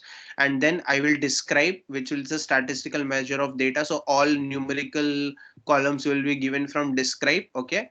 And if you see over here, it has shown all the columns expect one. Okay. So now here you see sonar data. Okay. 60th column, the last column. Okay. Over here has value count of MNR, which is rock or mine. So if you see the ratio here, rock is 111 and mine is 111 and rock is 97. So still there the distribution is okay. We can say this is in the ratio of 60-40. Okay, 60-40 ratio, wherein mine is 60% and rock is 40%. So over here we'll see the mean of this. So if I see the mean to check, I can see that mine, since mine is more, the mine is more in numbers, you have the mean value is more. Okay, but again still there is no much gap. We can go with the flow. Now let's do one thing. We will separate the data. So what we'll do is the last 60th column. Okay, 60th column. Okay, from the index perspective. Okay, we have this right over here. If you see 60th column is R. This I will put as target. Okay, this will be X. This will be put as Y, and remaining all from 1 to 59. Okay, all 1 to 59 will be put in X. Okay, so what we'll do is I'm taking X. Okay, I'm taking X sonar data dot, I'm dropping only one column, which column 60. Okay, 60 column is dropped, and on what axis? On 1. Okay, I'll not put in place true because it will take that and keep it over here. Okay, I don't want to update it into the same. I am taking it into different. So in this case, in place is not required. And for Y, I have dropped 60th column. So sonar data dot 68th column will be given in Y. Let's make it small over here. Yeah, let's try to run this. Once we run, it has successfully taken. Okay, I keep print this over here. I'll run. Okay, this is small y. If I run, you see that y is having RRR and other are having from 0 to 59. Okay, 60 columns are gone over there and 61 column is there. Now I'll try to split it between train test. Okay, so for that sklearn model selection import train test, I run this. Once this is run, I'm splitting it in X train, X test, Y train, Y test. Okay, my bad. I have to use smaller one. Okay, train test split, I have given X, and if you see, since I have changed it Y, it is showing me error over here. So this is very it gives good in a debugging skill. Okay, I'm using stratified Y because I want my Y to be taken properly over there. Okay, because it is in what it is in zeros and ones. Okay, so I'll put stratify. It will stratify based on that, and randomly I'll give 1. Once I run this, automatically I'll print all the shape and size of X shape. So X shape is 0.028 data, and there are 60 columns. Okay, X train has 166. Okay, and then based on this X shape is 42. So 2008 is split into 166, that is gone in training, and 42 has gone in testing. Okay, this is the split of 80-20. The same I will try to put over here, say Y. Okay, X train Y train, this is showing me of X train and Y train. Okay, 166 into 42. Then you take training data, we'll use logistic model over here. Okay, So we are calling from sklearn linear model import logistic regression. So I will run this. It will import. Then I've made a model, initialized a model as LR. LR is logistic regression. Okay, I'll call the logistic regression function. Then the training data will take what? As I said in the last time, X train and Y train. All the training data will go inside the model to fit. Okay, fit functionality uses to fit. I'll run this. Automatically logistic regression is running. We get the logistic regression done over here. Model dot evaluation. So basically once this is done, now the time is to see that whether it is giving good type of accuracy or not. So once I have given just a second, right, okay, so my model is ready, and then I'll see, I'll do X train prediction. Okay, I want to check the X train prediction, which is nothing but y pred that we used. Okay, so in that I am giving X train. Okay, so L dot predict as X train and training data accuracy. So I want to check my things on training data and testing data both. So if I'm putting on training data and checking, so I'm giving X train, which is having X train, and I'm giving it to check from Y. So I'm trying to check the training data only, accuracy on training data. Just a second.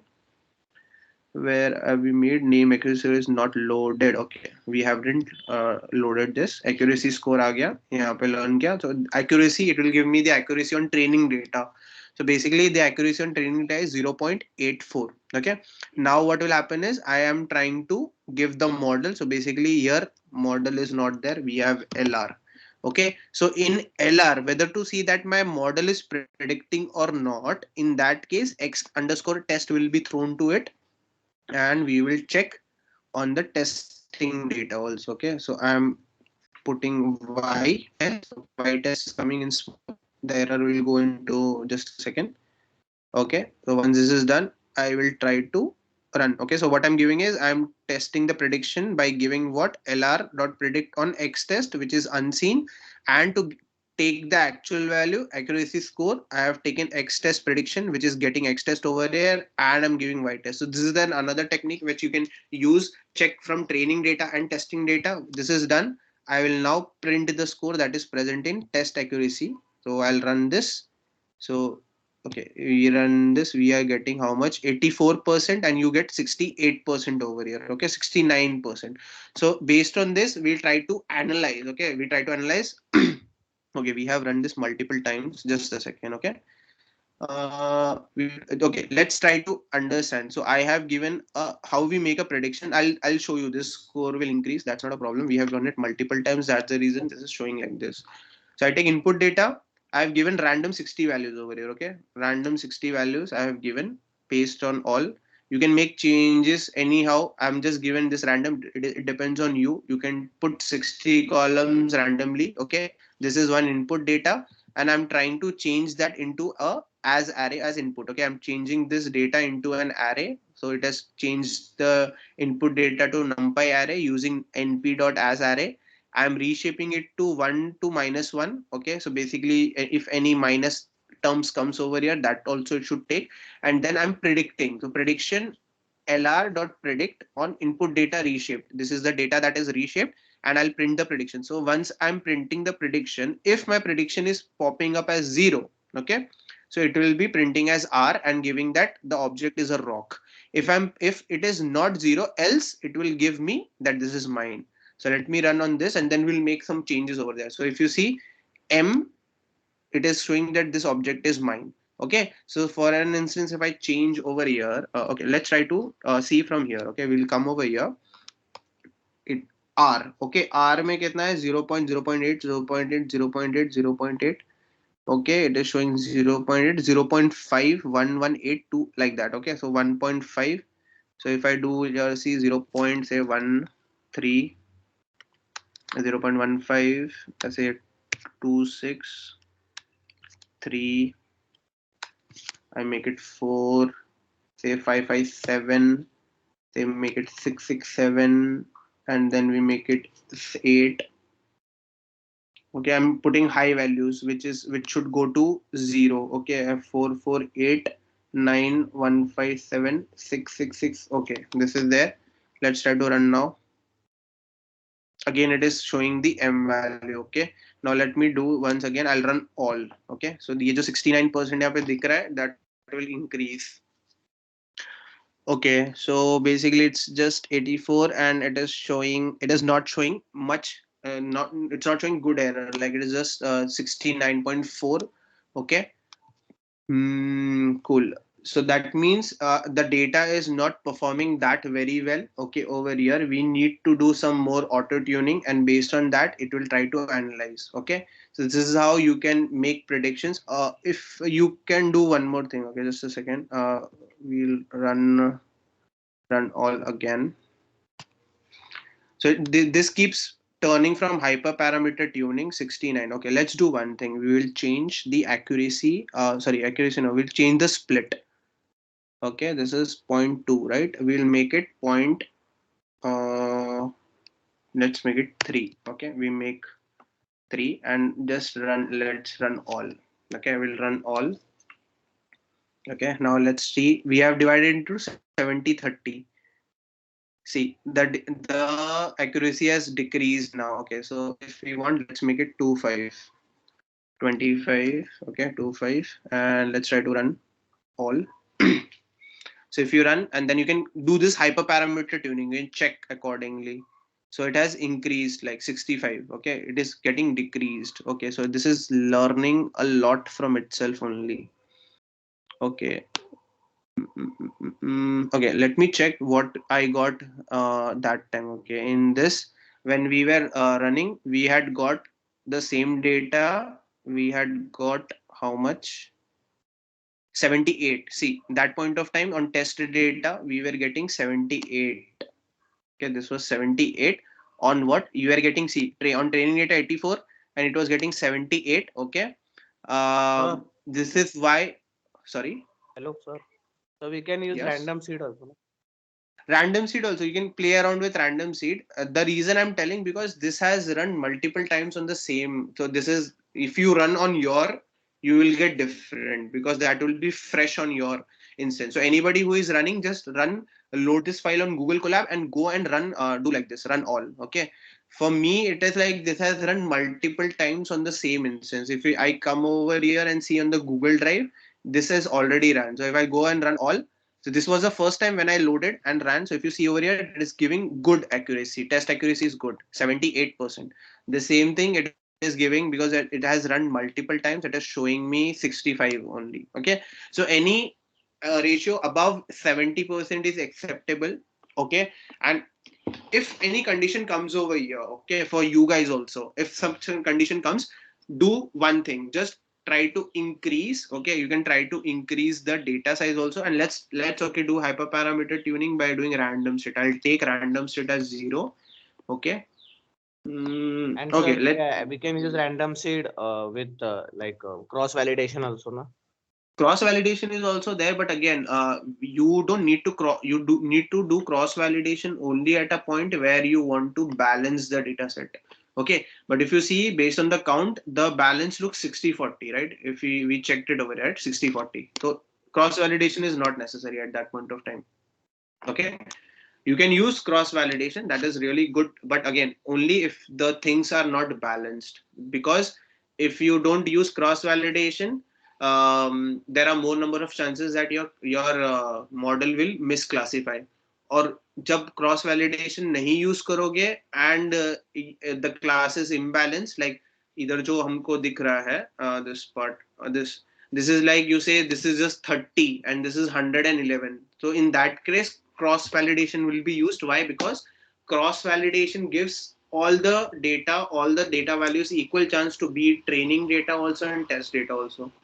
Okay, let's try to do like this. Stratified को है ना हटा देते हैं एक बार. Let's remove stratified. Okay, stratified y निकाल देते हैं and let's put 1 like this. Okay, let's take 1 only and 25. Okay, cool, run all. Let's see if this is increasing.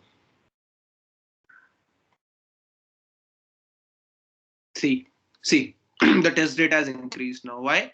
Because I have changed the parameter. Okay, if you see now, it is showing 83 and now it has changed to 80%.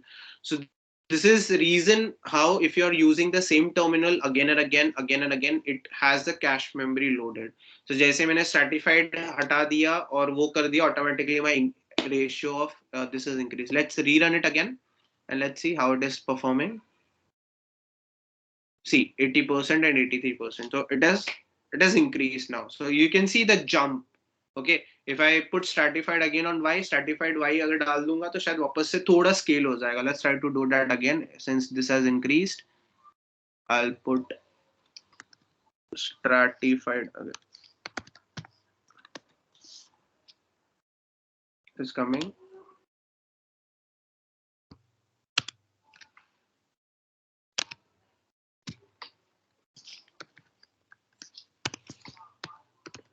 Yeah, stratified y. No, sorry. Run all. Let's try to see now how much it is decreasing. See, this has gone to 65. Okay. So in this case, since this has learned long time, start using stratified is not required because the data is balanced. And once we run this again, it depends on you. So any approach, you can go and show this, automatically see the training and accuracy has increased. Okay. So this is how it can work on your logistic regression. And then if you see over here, you get the results. Okay. So you can play around with it. More the higher number, more the learning, more the data will get to learn from the more the model will get to learn from the data. Okay, and so on. So this is all about logistic regression. You can also go on my app. Okay, you can see this is also this yesterday I had run this project based on breast cancer only. This is a inbuilt data. So in this also, if you can see, we have used logistic regression to identify the different types of tumor. Okay, and if you see the at last we were getting 92% accuracy on test data. Okay, same approach, training data 94, test data 92. Okay, and we in this also we haven't used any stratified approach. See, just 80-20 split and no stratified approach.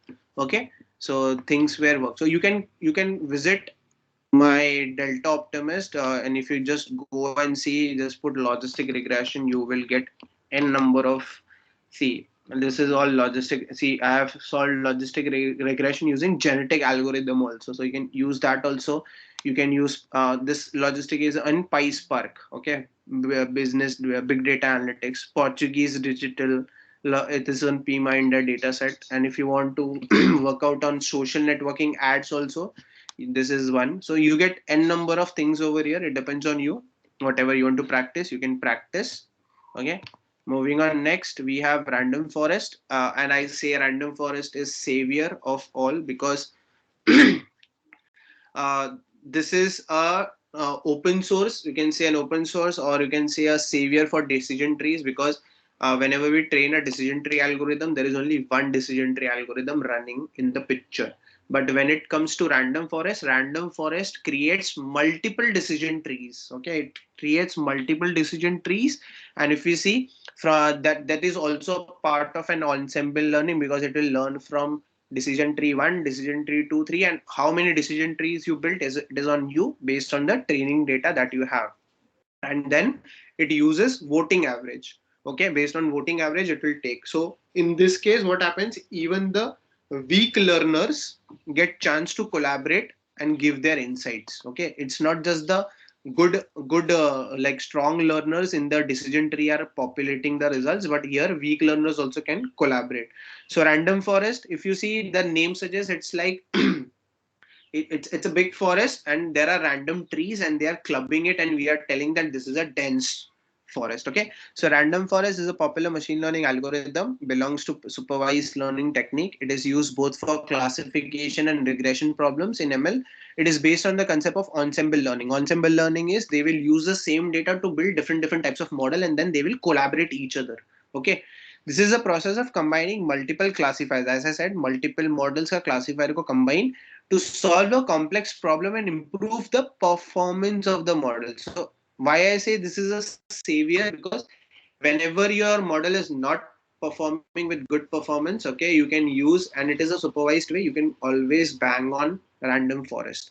So as the name suggests, random forest is a classifier that contains number of decision trees. So basically why I say use, instead of using decision tree, use random forest, because decision tree एक ही decision tree से decision बनाएगा, but random forest will make multiple decision trees as subset and then take the accuracy.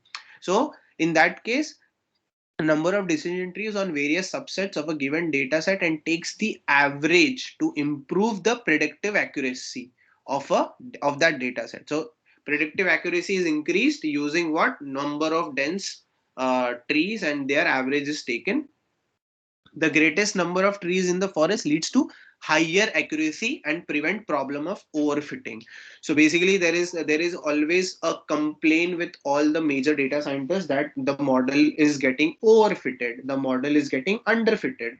So these two terms are also very important. So basically overfitted model, what it does is, overfitted model is one that will rectify each and every data. Okay, it will rectify each and every data. Underfitting is one, it doesn't care about, it will just draw a straight line without understanding the important trends in the data. Okay, so this is the difference between random forest overfitting and underfitting. So you have to balance the whole concept, and if you're really keen to know about overfitting and underfitting, you can just refer this overfitting and underfitting. I'll show you from the image perspective. Okay, so if you see over here, underfitting is drawing straight line, it is not able to classify zeros and plus over here. Okay, appropriate fitting is classifying one thing properly. Appropriate fitting is classifying zeros in one sector and you have little error, that means this model will show 98% accuracy. And overfitting is, देखो ये rectify कर लेता है, it rectifies all and it is not linear in nature, it is not good. तो आपका क्या होगा, कभी भी वो अगर एक दिखाएगा तो वो प्लस ही दिखाएगा, एवरीथिंग लाइक वो प्लस ही दिखाएगा हमेशा, it will be biased towards one side.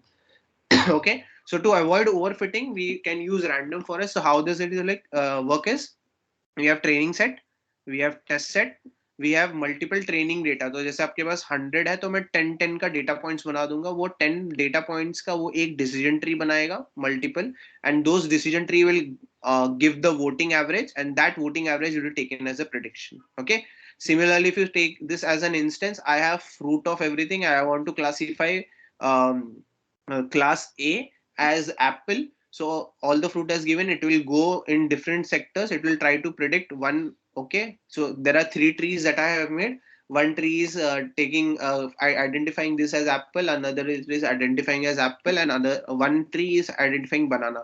So the majority voting over here on average is these two apples, so the final class is to predict apple over here. Okay, so this is what it will take and learn from the all the weak learners. And why we have to use random forest is it takes less training time as compared to other algorithms, because the split it works parallelly. Okay, you can see it works parallelly, it will do parallel processing at one time, so it takes less time, it predicts output with high accuracy. Even for large data set it runs efficiently, because kya hota hai, it divides and then rules. Okay, and it can also maintain accuracy when large proportion of data is missing. That means if you have more number of missing values and you don't have any way you have to go with the missing values, in that case random forest will be a survival for you. Okay, so any time if you get all these things now, bang on always random forest ko you can just, even in your interviews also you can use random forest. As if somebody asks कि बहुत missing value है,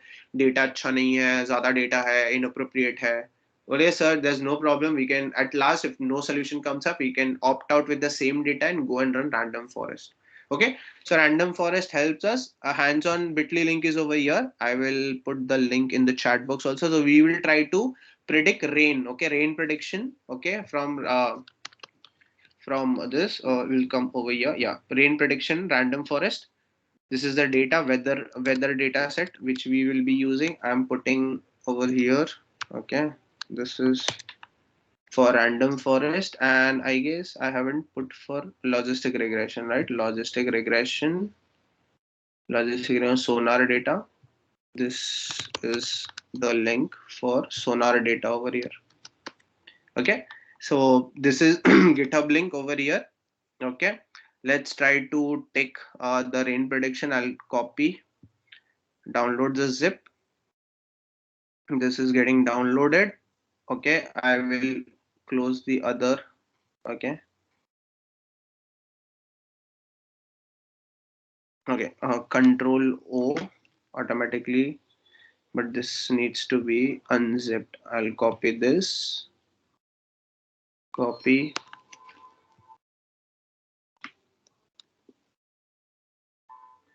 This is getting, so I have this over here. This is having both the fields. Okay, I'll come over here, upload, go over there, ML, logistic, weather data linear rain prediction. Yeah, I'll load this. This get loaded. Once this is getting loaded, I got the success message, and then we find the data appended. I'll connect it to the Google search engine till it is getting allocated. Okay, so same procedure again, we will have the same way, but the algorithm changes. Okay, so I come over here, load the new data set, ML, weather data linear, rain prediction, weather US. Okay, weather.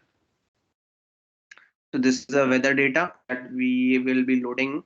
Okay, so this, let me see what is the size for this. It's 14.2 MB. Okay, so till time it is getting loaded, let's try to analyze the code. Okay, we have this code over here. Let's try to analyze the code till then.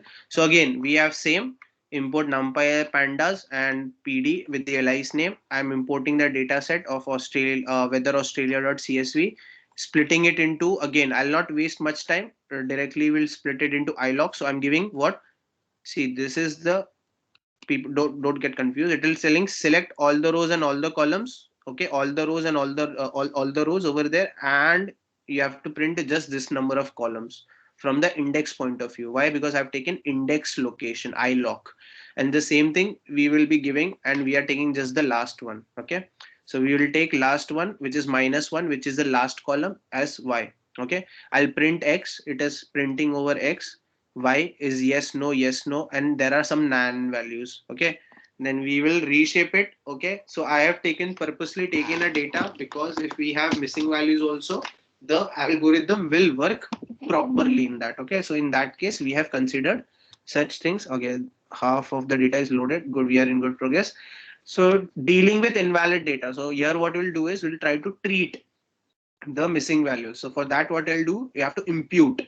Okay, so from sklearn import simple imputer. In that simple imputer, we will be using what, simple imputer missing values np.nan strategy is most frequently. Why most frequently? Because we are giving mode. So we'll see whichever is used more frequently, that we will be doing. And I guess simple imputer is now changed. Okay, let's run this. We'll see if there is simple impute, because there are changes into the latest one. Let the data get loaded. Okay, few more minutes, it will get loaded. Okay, so we'll transform the data. So basically जहाँ पे भी none values है, वहाँ पे वो क्या करेगा, missing values, it will take those missing values, and उस column, जैसे for example a column में जो भी सबसे ज्यादा most frequently use हुआ है, उसको उससे replace कर देगा. Okay, so like that it will be doing in x also and y also. So it will take all the columns. Okay, just a second, let me see. Okay, this is loaded, all done. Yeah, okay, so this is done. Now let's try to run one. Okay, import pandas as pd. Okay, let me do like this first. We will do dataset dot head over here. Okay, and then print. For an instance, I'll put star so that we get to know what is it. Let's learn. So pd.read csv. Okay. No, it will just print the print one. Okay. Dataset.head. Let's try to run.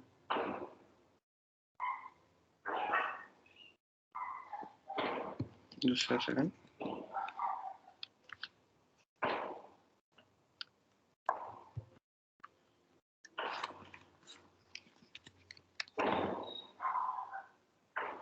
Okay, so here we have, so if you see, you get more number of nan values. Okay, you see a lot of nan values coming over here. Okay, so that nan values should be handled. So I will not go and purposely take one and change it. Will put it into loop and automatically it will be changed. So I'm changing, and this all from 1 to 21. Okay, this last rain tomorrow, no yes, no yes is taken in the y1. Okay, this one, and rest will be there. So if I put print x, I'll see all the data. Alibior, okay, that is coming from here. So if you see Alibior, this, okay, we haven't taken the zero column, which means date is not taken. That's the reason I have put from 1 over here. Okay, so it will take 1 2 3 like that, it will take, and the last column will be given print y, yes no. And then I'm reshipping the y from -1 to -1 to this, because if something comes in 0 and 1, if something less than 0 comes, we have to handle that. Now what will happen is we will do deal with input. Okay, all nan values should be changed. So in that case, we will say sklearn.impute simple imputer. Imputer के अंदर मैं simple imputer को call करूंगा. I'll see check for missing values, and in that check for np.nan. Okay, this np.nan should also only be checked, and the strategy to replace it is most frequently. So in that column, whatever most frequently it has come, you can change anything. You can put mean also, you can put median also, you can put mode also. But since to be better side, use most frequently.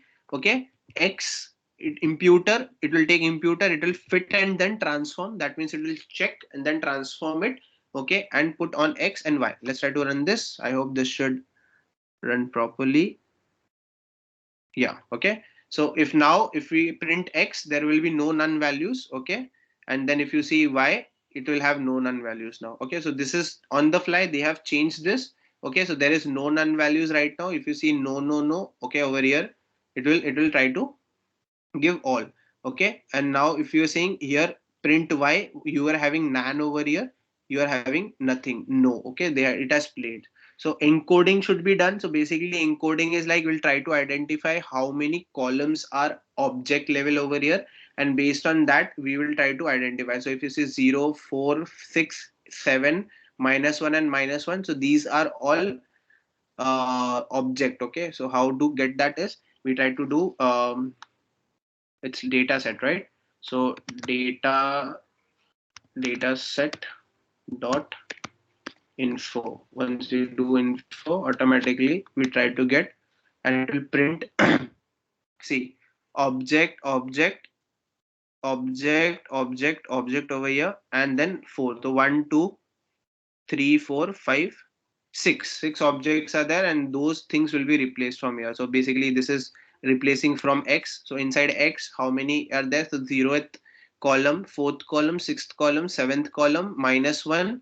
Okay, that we have to change it. Okay, and then in y also -1 has to be transformed. So object will convert into number using what? Label encoder. So as we did it in EDA, the same process will be happening over here, and it has changed to numerical. Now if you see x, okay, x was having albury. Okay, albury is now changed to a number. So if I try to print x after decoding, you see 222. Okay, this is the number that has come. So it has changed, all the string values are converted into number now. Okay, similarly for print y, it was saying no no no. Okay, no no no, and that is changed into 000 now. Okay, zeros and ones.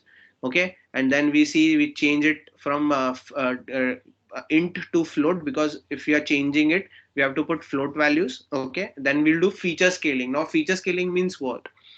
Feature scaling means um, for instance, you see that a person in India, okay, can earn 10 rupees in one day, and at the same point of time you can see someone earning 10 lakh also in one day. Okay, so it is drastic. So if I plot a distribution, okay, if I plot it on the visualization, I'll see that there will be one scale that is showing 10. Okay, it will show that a person is earning 10, and then it will directly show a rise in 10 lakh column. Okay, so I have to balance that. So in that, what we'll do is we will scale down. Okay, we'll do standard scaler. We will try to transform the data. The person who is earning 10 rupees also, and the person who is earning 10 lakh also should be under one distribution. So in that case, what we'll do, we will stretch them, compress them into a range from 0 to 1. So basically 10 lakh, the one who is earning 10 lakh, the highest will be 1, and the one who is earning 10 rupees will be 0.0001. Okay, like that. So it will do standard scaling. So the big amount, if you see over here, big numbers, which you have 13.4, 7.4, 16.9, 22, 25.1, this all things will be scaled into 0.19, 0.75, 0.11, like that, 0 point something like. So in that case, we will be using what? Standard scalar. So basically, the term which is having higher values is scaled down and brought in two different 0 and 1, between 0 and 1. You will scaling down it in like to the narrow concept. So this will make the calculation more fast, okay, because everything will be between zeros and ones only. So for that sklearn preprocessing, we will import standard scalar, SC standard scalar we'll call it, and then I'm giving only this to x1. Okay, I want the x1 only to modify it. So sc dot fit transform x. Okay, so if I run this on the fly, it will change, and now if I see the value of x, it is everything will be in 1 point something, 0 point something something. In that only it will change. Okay, so we have brought it down to the lowest value. Okay, and then we will start splitting it into 80-20 to the same ratio. We'll do test size 20, and we will do x train, x test, y train, y test. On the fly will run. The data is split. Again, we will see x train data splitted, y train data. You can put dot shape also and understand. And then we will, what we will be using, since we are classifying, so we will be using classifier. If we are doing regression prediction, then you will use random forest regressor. Okay, so random forest comes with regressor also and classifier also. So from sklearn ensemble import random forest classifier, we will be taking, we will put classifier called the random forest algorithm n estimators. Now this is very important. You have to make 100 n estimate, 100 trees. Okay, 100 trees on random state. Okay, random state, take from the data, make 100 trees, and based on that get me the data. Okay, and then I'll fit what? I'll fit x train and y train. So I'm making a bunch of n number of trees. Okay, so it is performing. Let's wait for some time. It is taking 4, 5 seconds, 6 seconds, 7, 8. If you see here, the execution is showing. So it is trying to make, and almost by making n estimators 100 trees it is performing. And we have to wait for some time because it's a big number. You can play around with n estimators, that is totally dependent on you. Okay, so it has taken 32 seconds. And now let's since this is there, I will directly see what is, how it is performing on training. So classifier score on training is giving me almost 99% because it is done on the same thing. Okay, same data pe main test kar raha hu. The same thing I will do what I will do, inverse transformation of classifier x test. Okay, and for same y test. Okay, so y pred. Okay, y pred, I will do inverse transformation based on what the classifier, and I'll do predict it on x test. Okay, and the same I will take on y test, which is the unseen data. Same le6. Okay, just a second. Le6 is le6. Okay, this is le6 over here, transformed data. Yeah, le6. Yeah, le6. Okay, so that le6 transformation I will take over here. I'll do inverse transformation and then try to predict. So if you see now, y pred is having it is transformed, no, no, no, yes, yes, yes. Okay, and y test is, if it is predicting no, it is predicting yes, no, yes, no, no, same, no, yes, no, no, this is same. So this is like I'm converting it from numerical to categorical, which is done by inverse transform. Okay, so le6 from numerical is now converted into this. Now I'll reshape it. Okay, in a y test also we'll check, we'll reshape it. Okay, from -1 to this, and then we will try to formalize this, that if we are getting the actual data, so rain on tomorrow from actual data is yes, and prediction of my model is telling that tomorrow it will not rain. And then if I'm telling the actual data that yes it will rain, it is saying no, and so on. It is mentioned. Let's try to calculate the accuracy. So since we have y test and a y test and y pred, I will use what? Accuracy score. Based on accuracy score, we can try to identify.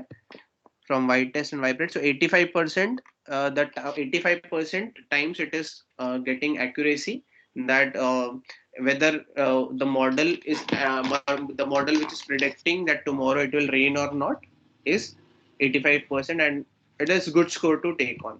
So if you see the data frame will try to show, like for dot head, if I take say 25, yeah. Okay, so basically it will try to, okay, print, just a second.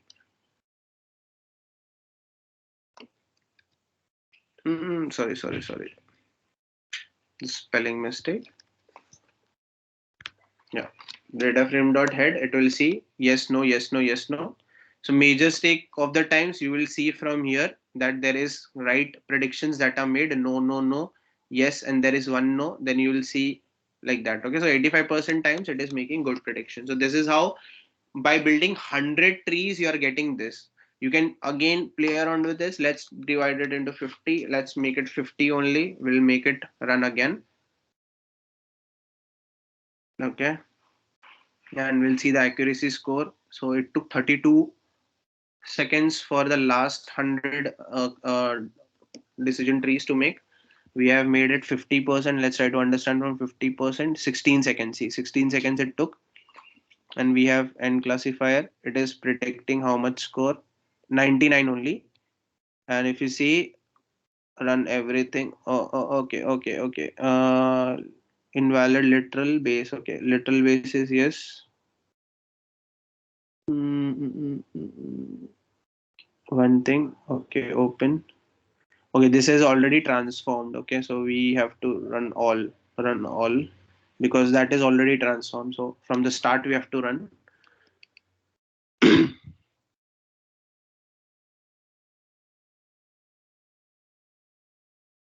Because that is already, L6 is already transformed now, so L6 is not having yes over there or zero. So we have to run all.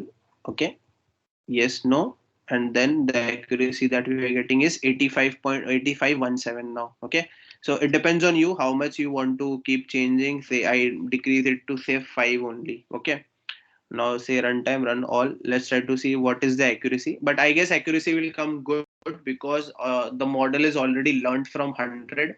See, it has decreased now 82. Okay, so this is how you can change. Okay, when we have taken only 5, it is learning less. Say let's put 10. Okay, and you can run all, and let's see. So you can play around with this. You can show the circumstances where things can work out.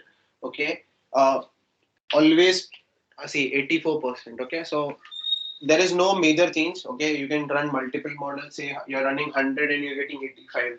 So rather than running 100 decision tree of n estimators, let's take 20. So now we have taken 10. 10 is giving 84.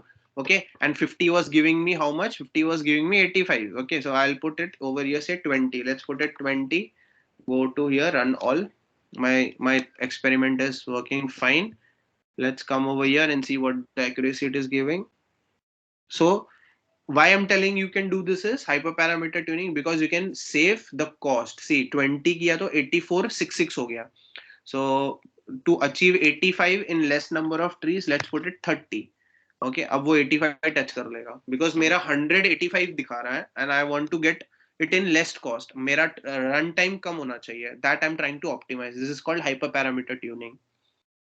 So if I run this, I just need to touch 85 with less number of trees. This is, see, 8496. So 30. Let's make it 35. Let's put 35 and see runtime, run all. So this, majority time people work like this only. So what I'm doing is I'm trying to save runtime cost of my organization by making it more optimized. So this is how we run and we try to save money for organization. See 85. So rather than running 100, okay, for me 35 estimator is playing a better role over here. Okay, understood everyone? How we can play around with this. So rather than running 100, I have almost saved 65 estimators. कम में ही मेरा time बच गया उसमें. Okay, we are getting 85% accuracy in that. Okay, so it all depends on you how you want to work. Everyone understanding? Are we on the same page? Yes. Guys? Okay, cool. Okay, so next is k-means. K-means again is unsupervised. The term unsupervised comes over here. So k-means clustering is an unsupervised learning that uses to solve clustering problems in machine learning, okay, or data science. In this topic, we'll try to understand the algorithm, and then if we see which group the unlabeled data set. So here we don't have a labeled data set. We have unlabeled data set in different clusters. Okay, so what is unlabeled? Before k-means your data looks like this. Okay, and after k-means you have group of different data sets. So basically the k-mean clustering algorithm mainly perform two tasks. Determines the best value of k center. So basically based on the k centers, okay, best value of k center, उसके again k centroid के वो circles बनाते हैं. Okay, by an iterative process and assigns each data points into the closest k. So what I'll do is I give the k value 3, तो वो लोग क्या करेंगे 3 dots select कर लेंगे. Okay, एंड वो डॉट सेंट्रॉइड में आ जाएगा, उसके आजू बाजू के जितने डेटा पॉइंट रहेंगे उनको एक क्लस्टर बनाएगा एंड दूसरे एक क्लस्टर बनाएगा and like that it will perform. So hence each cluster has a data point with some commonalities which is from the distance perspective, and that distance is nothing but Euclidean distance or Manhattan distance. Okay, so other option is this is 1 2 3 4. Okay, 4, this data is split into 4. I give k value of floor 1 2 3 4. This is 4 perspective. Okay, so you can do clustering based on the pattern that is coming, and there is one more method which is called k fold. Okay, k fold. Okay, k fold, k fold cross validation. So that will help you to understand how k means work. Okay, so k means का जो value आता है, based on that k fold you can understand and we can run. Let's try to run so we have taken the customer spend time. Based on that we are doing clustering on mall customer data set. Okay, so we'll try to build some customers and then we'll try to identify is the model working fine or not. So I'll paste the link on the fly over here and we'll download the code. Code over here. We'll take finder, copy. I'll paste over here. Control V. Okay, so here we have the data and the customer. Okay, so Control O. I'll go to upload. Choose ML. In this ML, I'll go and take k-means clustering IPython. It will load successfully. Yes, success is there. I'll wait for the system to get loaded. Run the time. Load k-means. Okay, so mols has run. Okay, for this. So again, we will use NumPy for linear algebra for doing computation. Pandas for PD. Okay, for processing CSV input output. Matplotlib as pyplot. Seaborn as NS. We'll run this. We'll take the data set again. Same. We have head dot tail. We will take the date from shape. Info will give how many infos we have. We have one object which is genre, customer ID, int, rest else is int. We'll do describe will give you the descriptive statistics, count, mean, standard deviation, minimum. Then we have dataset dot is null dot sum. So if on the fly you want to see if there is any missing value, so dataset is null and put dot sum as a aggregate function over there and run it. It will show if any missing values is there. Data dot columns, if you want to get data dot columns, it will print all the data columns. No nans found over here. If you want to, so now what we'll do is we'll select two parameters, annual income and the spending score. So in this, on this basis I'll try to cluster people and see key if one person who is earning so and so amount, okay, as earning so and so amount, and what is the the spend that they are spending. Okay, based on that we'll see. So they are, say, this is in case, so basically 15,000 and its spending source is 39. Okay, so this is the data that we have taken. So I have taken a data set and I've taken these two columns. The data is represented like this. Now what I'll do is I'll see the shape. So 200 rows versus two columns, and then we'll put it into data values. It will take both the values in front of them. Now we always assume the max number of clusters would be 10. Okay, so basically this is the industry jargon that we say that when you don't know about anything about data, just a Reliance Jio is giving data. So Reliance Jio जब data देगा तो data size is humongous in that. So what you do, you can't sit and decode each and every kitne type of categories honge. So on the fly just put 10. Okay, you can judge the number of clusters by doing averaging also, but static code will, like, you it will take a lot of time. Okay, so on the very front, if you want to do trial and error, just put 10 on, you can run. Okay, but you see that if you have like less data, 200, in that case, if you want to know, so there is called is the elbow method. Okay, elbow method will help you to understand how many clusters can perform. Okay, so it is like the elbow which you have in your hand, it uses the elbow method to differentiate and tell you how this can run. So on the fly, what we'll do, using the elbow method, we'll find the optimal number of clusters. So from sklearn.cluster, we'll import k-means. I'm giving a blank blank array. Okay, for I in range 1 to 11. So for me, 10 is the range. Okay, I'm just banging on 10. Out of that 10, how much it will do? I'm using k-means cluster and I'm giving cluster as I. Okay, this I will come into the cluster, random state 56. Now you can play around with this also. So I have taken the highest, like for me, highest is 56. Okay, we do this fit on the X data, which is the input over here. Okay, this is the input 2 and 3, which is nothing but these two columns that we have taken. Okay, now what I'll do is I'll run this. Okay, now I'm plotting this. So wherever my bend will be more, that amount of cluster I will be taking. So if I see over here, there is a great bend from here. Okay, it is great bend over here and it is bending from here.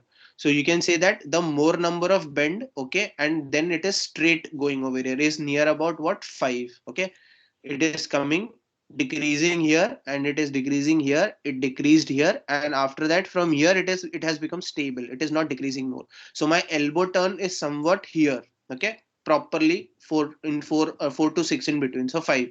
So the curve is telling you that the last elbow comes at k. Okay, elbow that is training is it is straight from here. So this is not forming an elbow, from here the elbow starts. So k number of 5, no matter what the range you select, okay, which is from say 1 to 21 if the data is bigger. So the optimal visualization from the elbow method that we get is k is equal to 5. So now what I'll do is I'll run the k-means model. Okay, n number of clusters I've given 5 with random state again 56. Let's do one thing. We can use this as, let's put 0 and then try to visualize this. Okay, just a change on the part and let's see. Yeah, there is no difference here. There is more clarity. Okay, now I'll put this. Let's put it 0 over here. I've given 5 clusters. I've identified the clusters and I'm fitting it on whole X data. Here we are not splitting it. Why we are not splitting? Because this is unsupervised learning. We don't have label to learn. Okay, so whole X data will go inside and then we'll try to visualize. So in visualization, we'll try to visualize the cluster. Okay, so what I'm doing is whatever prediction is coming as for X and Y means is 0 0, it will go in cluster 1, 1 0 it will go to cluster 2, 2 0 it will go to cluster 3, 3 0 it will cluster 4, and 4 0 will go to cluster 5. Okay, from 0 to 5 like that I'm putting, and then I will use a scatter plot over here. Just a second. Yeah, scatter plot, which means I will give it as a centroid from given all the columns, okay, all the rows, and from the first cluster that is coming over here as cluster 1 and till the last cluster that is coming till 5. I will give the sample size. It will take sample size of 300. Okay, and take the color as violet. Okay, basically violet color all for the centroid. Okay, centroid will be violet color and the label will be given as centroid in the label section. Okay, and then I'll put the title X and Y representative, what you have to do, and put the legends and show. So once I run this will take a little time to create. So now since it is 5, you see 1, 2, 3. Okay, let me make it some other color. Blue. We'll make it blue so that it looks dark. Okay, we'll take blue. Okay, so see there are total 1, 2, 3, 4, 5. So 5 is one cluster is over here, one cluster is over here. Okay, one cluster is over here, and one cluster is over here, and one cluster is over here. Okay, now let's do one thing. We'll make it 4 only. Let's see how distribution is coming over here. If I run from 4, assuming this is the best bend. Okay, and then I will try to naps this. Okay, so now 1, 2, 3, 4. Okay, this is also giving good one. Okay, but again here what will happen is you can see some distortion over here. Okay, यहाँ पे some distortion that you can see some outliers coming over here. Okay, that means someone who is earning a lot. Okay, income is in more but he's spending less.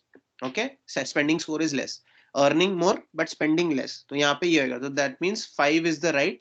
Okay, if I put it from 3, if I'm doing just hyperparameter tuning, if I run this, you can see from, okay, just a second, 3. Okay, so this is also creating, but again you can see more number of outliers. So that means you can use 5 accurately based on the data that is coming. Okay, okay, this is how 5 is coming over there, and you can do that. On the same, we can do plt dot save fig. Okay, cluster port, and this is how we do, and then you run automatically. Your it is saved, you can download and put it into your reports. Okay, so like that it is, we try to show things, and that's how this is done. And if you want, you can save this model also. Okay, h5, you can use h5 extension to save the model. Okay, and then you can call it in your predictive aspects. So this is how the model runs from in and out using cluster. K-means is very short because you have to, the main aim over here is to find the elbow method. Okay, to identify how much is the churn. But in case you don't, but there are some conditions, like if you don't like doing elbow method, मेरे पास time नहीं है. So basic jargon that I can say you is start with 3. First see with 3 clusters, then go with 5, go with odd numbers, and at the last take 10. 10 से ज़्यादा मत बनाओ. Okay. So because if you see marketing strategies also, marketing strategies uses RFM model. Okay, RFM. Okay, this is an RFM model. Okay, RFM model looks like a tree map. Okay, whenever we go, so in that also tree map, see this is a tree map. Okay, customer. So your customer can be classified into 10 different sectors only. Okay, so like this it looks. This is a RFM model, which is nothing but recency frequency matrix. Okay, which gives more ideology on k-means. Okay, so this is how k-means works. And the final one, which I like a lot, and I love this ADA boost. And there is another brother of this is XZ boost also, but ADA boost is more efficient. Why it is, I'll tell you. Boosting is an ensemble model technique that attempts to build a strong classifier, because anytime when you're building a classifier, that classifier should be up to the mark. It should not have weak classifiers. Okay, it should be confident enough and strong enough to identify the right yes and no's based on that. Okay, so it is done by building a model by using weak models in series. So basically, if you have weak models in series, you put it on into a series, take the weakness of the first model, put it into a second model, update it over there, rectify the error of first model, and then run the second model, take the error of second model, put it into the third model, and keep updating it. So it works in that fashion. So ADA boost is one of the procedures. So firstly, a model is built from training data. Then the second model is built with tries to correct the error present in the first model. So it is how, that means you are making a software, okay? Person one is making a software, and that software is having some error, but the software is working. That software is giving to a senior developer. That senior developer is optimizing it, and then the errors which are having done by second developer is given to the third developer, fourth developer, fifth developer, and then it is getting optimized. Okay, and at the final notch, you get a good classifier model, which has removed all the errors. Okay, so why ADA boost we use? That we are trying to boost the presence of model. Okay, the presence of the errorness. We are trying to degrade the errorness by solving it into multiple series. Okay, so ADA boost was the first relatively successful boosting algorithm developed by the purpose of binary classification. ADA boost is also known as adaptive boosting and is a very popular boosting technique that comes with multiple weak classifiers into single strong classifier. So the mechanism of this algorithm is it tries to take multiple weak series together and they build a strong profile over there. They'll build a strong classifier in which they will try to solve the error from the previous model and take the errors from previous model, first act on that, okay, work on that, and then take the present error, send it to the next, they will work. So they try to keep, they come with a helping hand. Okay, they come with a helping hand in solving the errors that are coming. Okay, so this is how the ADA boost works. So if you see the diagram will give a good picture. You have the original data set D1 that is given to a model. That model is predicting some training data set. Updated weights on the error part is sent to the training as a training data set to D2. They work on the error. Why? Because weight is updated. So once the weight is updated, when the data set is thrown to the next model, that weighted will be appearing as bold. Okay, they will be in big number of size. So those weights that are coming will be showing the importance, that I am the important data point, solve me first because I'm the errorness point. So they solve that, send it in multiple loops to model 3, model 4, model 5, and those predictions of weak learners will be collaborated one and they will make a strong learner. Okay, so let's try to see a hands-on on it, and there is another explanation that I have kept it over here. Okay, so let's try to see debug. There is no data set, we have used an inbuilt data set over here. Okay, so if you see over here, it works in following step. Initially, AdaBoost selects the training subset randomly. It iteratively trains the AdaBoost machine learning model by selecting the training based on the accurate predictions and last training.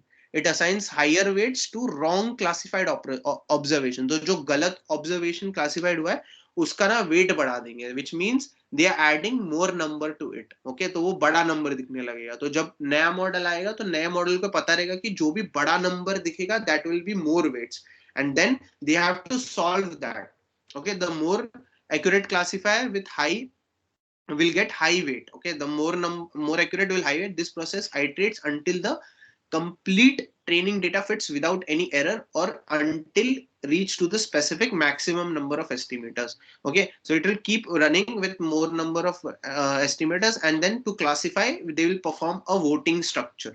Okay, based on voting they will try to understand. So we have taken a very small data set which is iris only, because that helps us to understand AdaBoost, because this is a very major a big concept. And I'll at the end I'll also tell you a use case which has used this ensemble technique, and they have even won the elections over there. Okay, so AdaBoost, take it over here. We'll go over here. We try to create, okay, not over, control O, upload, select from here ml adaboost.ipython, load successfully. Okay, the Mac is giving me update. I don't want to update right now. Okay, this gets uploaded. Okay, so I'll click over here. Since there is no data set, inbuilt data set, we will be waiting to get it connected. And let me explain you the It's very short. Like you have almost got everything on aligned. On we will just run it a few more. So pay attention for just next 10 minutes, and then I'll be all done. Okay. So from sklearn.ensemble, this is a very good concept. Import AdaBoost classifier. So you get again you get XGBoost also in that boosting. You get minmax concept of minmax also over there, but AdaBoost and XGBoost are the game changers. Okay, from sklearn import datasets, import training split functionality, so that you will be using test train test split, and then I'll import matrix over here for accuracy calculation. I'll run over here. Okay, so we are done. We load iris. So iris datasets, because I have loaded datasets over here. Okay, so datasets dot load iris. It's an inbuilt dataset. X में मैं क्या दूंगा? Okay, so let me run this first. And iris में iris अगर आप सिर्फ ऐसे डालोगे ना iris, okay, and you run, you will see data target सब अलग अलग इसमें दिखेगा यहाँ पे data target देखो. This is data. Okay, you have target over here. Okay, so data.data.target that we have put over here. See, this is data. So x में मैंने dot data डाल दिया है, y में dot target डाल दिया है. Okay, so they have taken target. Let's delete this for now. And then we are giving x test, y train, and we have taken, since the data is in good number, we are taking 70-30 split. Okay, we run this. We have all the 4 sectors over here. Okay, now what I'll do is create AdaBoost classifier object. Okay, so what I'm doing is ABC is AdaBoost classifier ABC.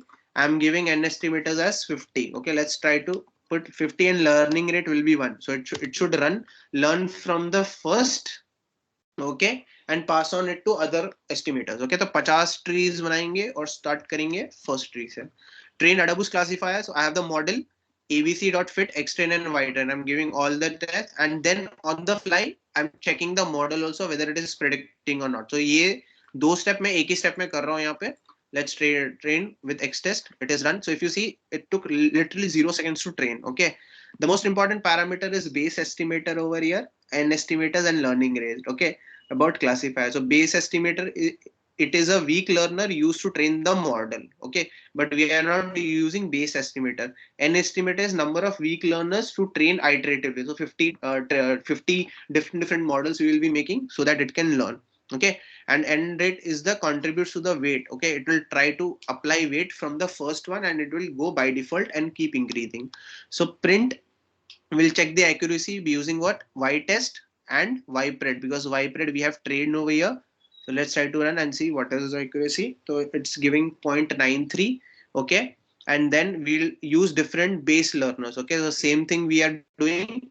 AdaBoost classifier. Okay, we are using some different base learners from the kernel. Okay, kernel linear and probability. We are using sklearn from matrix, and on the fly we are trying to test. Okay, we are training a model, and everything that we done ahead will be trained in just one fly. Okay, so this is where we are using the accuracy. Okay, but now I have used SVC as a base estimator. Okay, SVC is support vector classifier.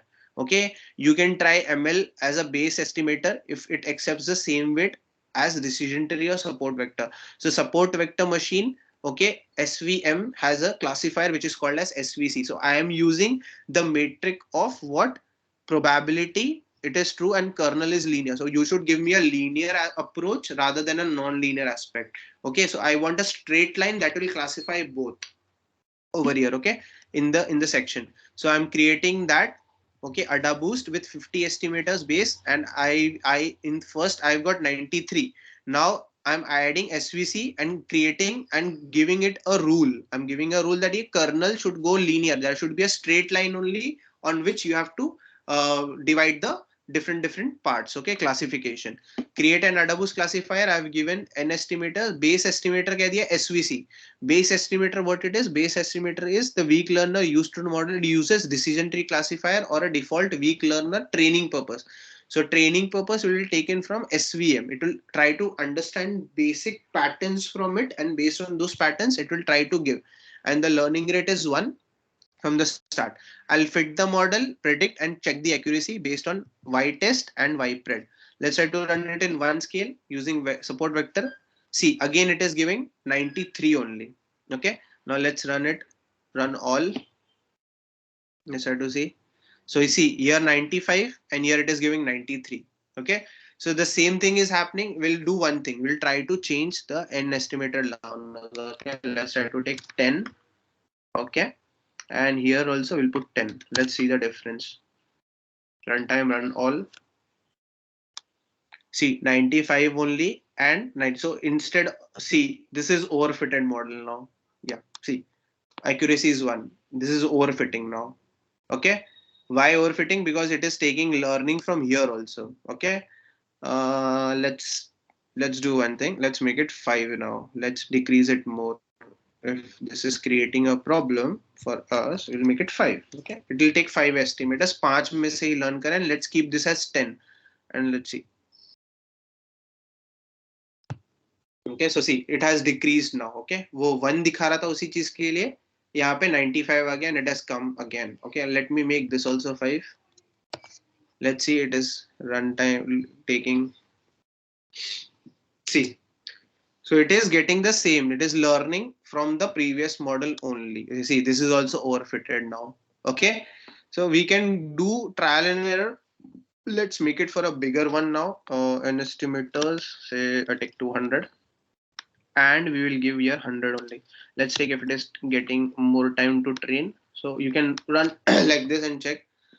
I guess accuracy. See, the accuracy has fallen now.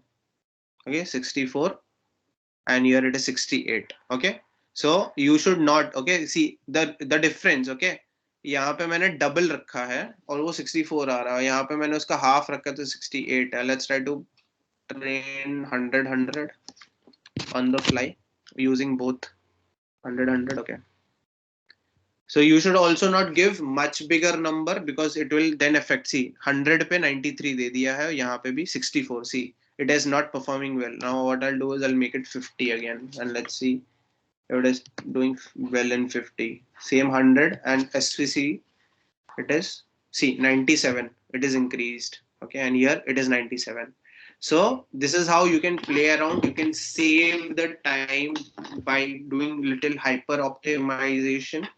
Once you do hyper optimization, ADA boost will increase. And one more thing I would say at last, if you are going for any challenges, okay, like Kaggle or any competition, you can use ADA boost over there because basically the competitions that we see, right? Those guys, they don't want the solution in the real world scenarios. They just want it from a competition perspective. So this is a very kind of a trend which usually all the people to win competitions they use ADA boost, okay, and XG boost both. ADA boost and XG boost is like it can play wonders. If you have just seen over here, वो थोड़े parameters ही मैंने change किए, एक estimator का parameter change किया है and things have done wonders over here. Like it has touched 100 also, 100% accurate.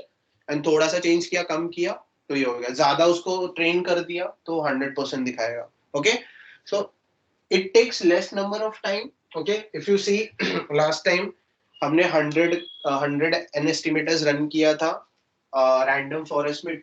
It took 32 seconds and here it is just taking hardly 1 or 2 seconds to run. Okay, so this is the beauty of ADA boost. Okay, whenever you want to win competitions with more number of accuracy and that is intact towards it, people do this. But again, don't use this in real world scenarios. Okay, because there is difference. Whenever you're running a competition, you're running, you're fighting for a prize to that you should get to win. There are 10 other people also that are sitting and applying this only. Okay, so better to use only ADA boost on a organization basis. Okay, never used it like on competition basis only. Don't use this in organized, because I tell you ADA boost normal random forest अगर आपको 75 दे रहा है, ADA boost 85 touch कर देगा आराम से, like without no hassle. तुम कितने भी n estimators ऊपर नीचे करो, it will give you good result. Why? Because it is learning from the errors. Okay, it will solve the errors and it is more fast. Because ये क्या करता है, एक चीज है वो कैश मेमोरी में ले लेगा, एरर को आगे दे देगा, वो फिर दूसरे लोग एरर्स पे काम करते हैं, आपका मेन एस्टिमेटर रन हो गया. That's the reason it is it is very fast. Okay, so only for winning challenges anywhere in the upper case you can use ADA boost and you can show the comparison. Okay, कि हाँ मैंने 3-4 model बनाया सबसे अच्छा ADA boost चल रहा है. Okay, and you can show the comparison to increase your accuracy, only accuracy. Okay, but in some cases, like there was a Fractal Analytica uh, uh, case in which in US that has happened. They created 150 ensemble model, and using XGBoost and DABoost they tried to increase the accuracy to show the customers, and once that got, they increased it from 150 to 450. So imagine 450 ensemble models. Okay, the N estimators which I am putting 300, they used it to tell 450.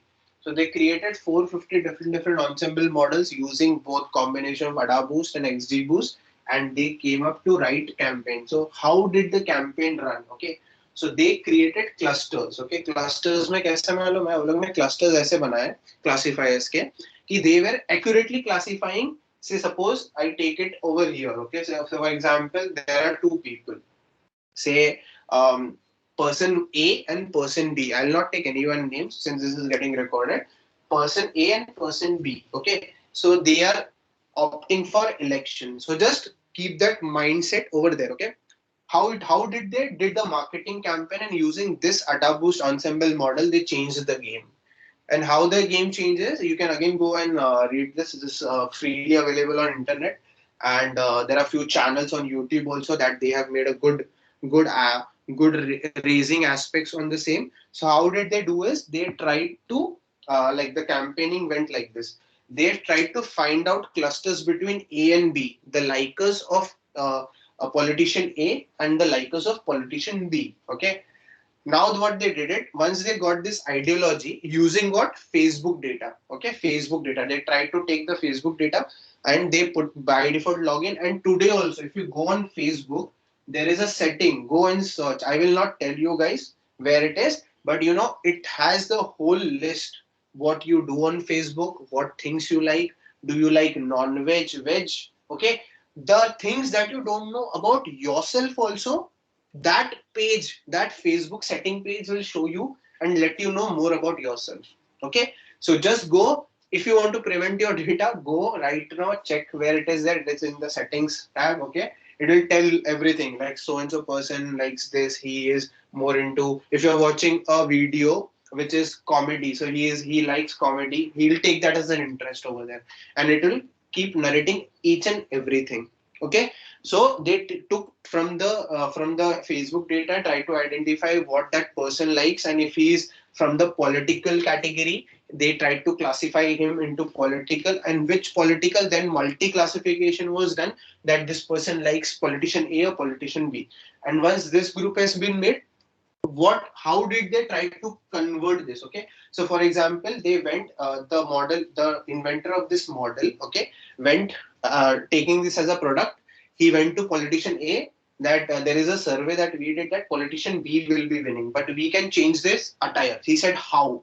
So he said that what we'll do is, I have a record which says that people are liking politician B more. So what we'll do is we'll try to cover some bad facts about politician B because people are liking. Okay, so we'll see what kind of hookups or like goof up they have done, or any crime or scam they have done in the past. We'll collect that information, articulate it into from the ID perspective. Okay, we'll collect data. Okay, अब ये लोग का numbers कहाँ से मिलेगा? Via Facebook login. So Facebook requires your mobile data or email ID. Okay, they what they do is they start sending those scams or messages, wrong whatever crime or scam they have done in the past. Like for example politician B, they have done some scam, they will start recognizing that, identify, articulate into a 60-word paragraph or kind of a notification, and start targeting those SMSs through SMSs and emails, start sending it to the lovers of politician B. तो जब politician B के lovers हैं उनको उसके crime के बारे में एक नोटिफिकेशन आएगा automatically. The campaign from the campaign perspective, people will start finding this on internet. अब जो इंटरनेट से ही चीजें उठाई है, वो इंटरनेट से चीजें उठाई हुई चीजें उनको दिखा रहे, they come and cross check, they find this is yes this is a real scam, people have done it. And then from that influence you start changing the mind by sitting at one place via push notifications. So you can then convert the likers of B politician to likers of A politician. And apparently with the crime and scams of politician B that you're sending, you will also send a one-liner note at the end of that notification saying that our new politician has worked this, has tried to initiate this, has worked on rectifying this cause. So that is how you're changing the political mindset. Understanding, guys, how this one, and this is how accurate Adabus classifier made these things, and XGBoost, which you can say an ensembling model, made and turned out a person who won the election in a real scenarios. And then when the scam came out, they got to know how the algorithm works. And then the paper came out, and this model was made by a professor who was not that much into limelight, okay, and he did this big thing. Are you all getting? Did you all understand the use case? Yes, sir. This is on internet. You can go and check. There are so many tons of such kind of cases that has happened. So there was one guy in some state Nigeria. He created a model that if you use the hacked pin, okay, ATM hacked pin, okay, on the fly using the recommendation that the model is giving. If you are putting 10 rupees, it will give you, it will take, like, it will not inform the bank. Bank में 10 रुपए निकलेगा, लेकिन जो teller machine है उस पे वो trigger हो जाएगा with the settings that you have to give out 100 rupees. तो अगर आप 10 रुपए डालोगे तो वो 100 रुपीज निकालेगा. So such kinds of scams have happened, people have done, okay. But always strive to learn for the betterment, okay. These are the hackers who know machine learning, who collaborated with the systems, try to understand the pattern. Once the pattern is understood, they try to find the loophole. Like if you have seen Scam, the web series of Scam, or the movie of that, the Scam had come of that Harshvardhan or Harsh Mehta, something like that. So identify the loophole and start working on that loophole. So that is how things are categorized. Okay, so I would always suggest use these things for betterment. Okay, use this for good customer. If you are working for an institute, use your learnings for betterment of some good advantages that you can do, because yeah, ML has many things and it can work wonders in every sector that you can do. So right now there is no domain that is not requiring machine learning. So just understand, if you are full-fledged data analytics, data engineering, or any perspective, even the gaming sector nowadays, gaming sector has got good scope for analytics. Even the sports sector, sports analytics, they require someone who can help them make decisions on the fly with the captain. Okay, you see, for example, there's a big league IPL में इतने सारे teams बन रहे हैं. हर team को analytics की जरूरत है, हर टीम को मशीन लर्निंग मॉडल्स की जरूरत होगी जो आइडेंटिफाई करेगी कि हम लोग अगर दो पेसर्स लेके उतरेंगे और दो सीमर्स और दो स्पिनर्स को लेके उतरेंगे, what is the flexibility that we will win. Okay, if we are using, if they drill down more, what happens if a person, like for example, if Rohit Sharma stays for 10 overs, agar wo 10 over khada hai, has he turned the match after 10 over? Because till then he is all able to understand the pitch. So कभी कभी आप देखते होगे ना, कोई कोई जो big hitters हैं, दे आर लाइक, वो लोग कोई बॉल को देखते नहीं है, दे विल गो. जैसे गेल, ओके, गेल कभी कभी 10 ओवर तक खड़ा हो गया, तो गेल 10 ओवर खड़े होने के बाद Chris Gayle becomes more dangerous because now he knows. So वो सब स्ट्रैटेजीज होती हैं, they are the strategies, analytical strategies where in they are told कि तुम स्लो खेलो, go slow at the start, don't go bang on, just don't go bang on from the first ball, and then the speed that they convert is more. The best example is Rohit Sharma. He has created triple. He has done 3 times, I guess 3 times. Or 2 times he has done triple century. How? If you go and drill down the analysis, he has paced after getting set on the pitch. वो जब set pitch पे set हो गया उसके बाद उसने pace up करना चालू किया. So these are the kind of analytics that people bring in on the table and then they play it from that perspective. Okay, so AI is enrolling like anything. The basic games that you play nowadays are also example of this only. PUBG, BGMI, they have reinforcement learning. Okay, and there are n number of things that can happen.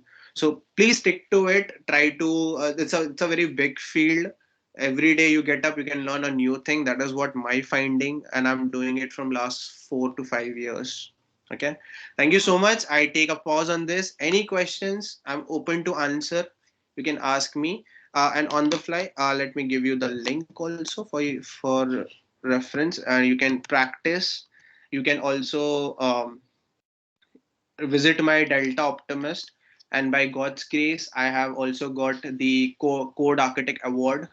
So if you come over here on my profile, the GitHub has identified me as the that's the biggest achievement I'm holding from last 2 years. So that is how we are scaling in. Thank you so much, guys. I'm open for questions. You can ask any questions you have.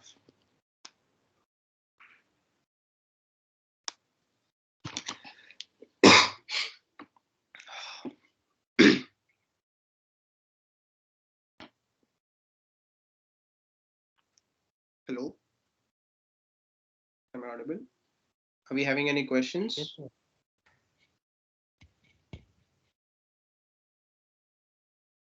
So like how's ADA boost different from like a deep learning model, as it also like takes a learning rate, na? Yeah, learning rate is like you have to give you have to assign from where it has to start. So it is different. Why? Because I say you, the difference between ADA boost is ADA boost tree banata hai. Okay, it will make trees, multiple set of trees. Or deep learning, it tries to do it in layers. Okay, वो layers में काम करता है. और जब layers में काम करता है, let me show you one example. अपने आप फटक से समझ जाएगा आपको. Just a second, I'll show you. I'll share my screen just a second.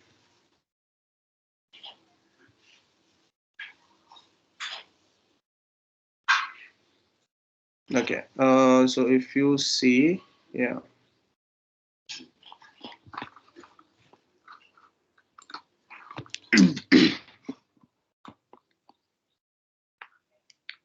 So how layers try to accommodate, I mean, if we see layers, yeah, layers.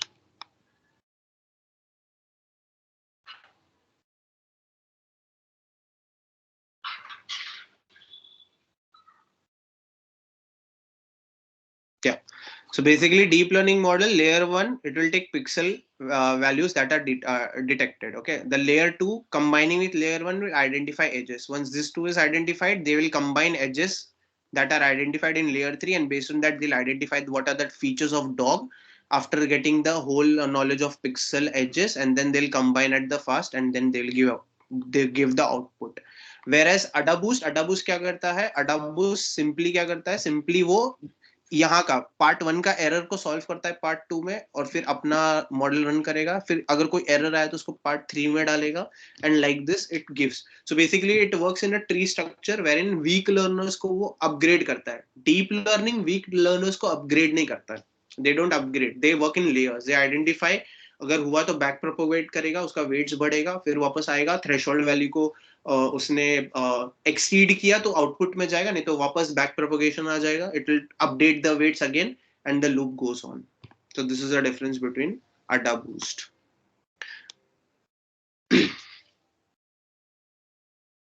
I hope that gives the answer to you.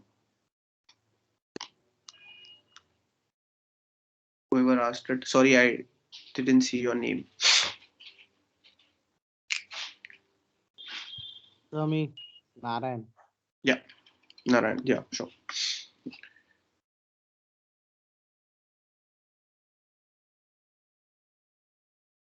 Yeah, I'm open for other questions. You can ask.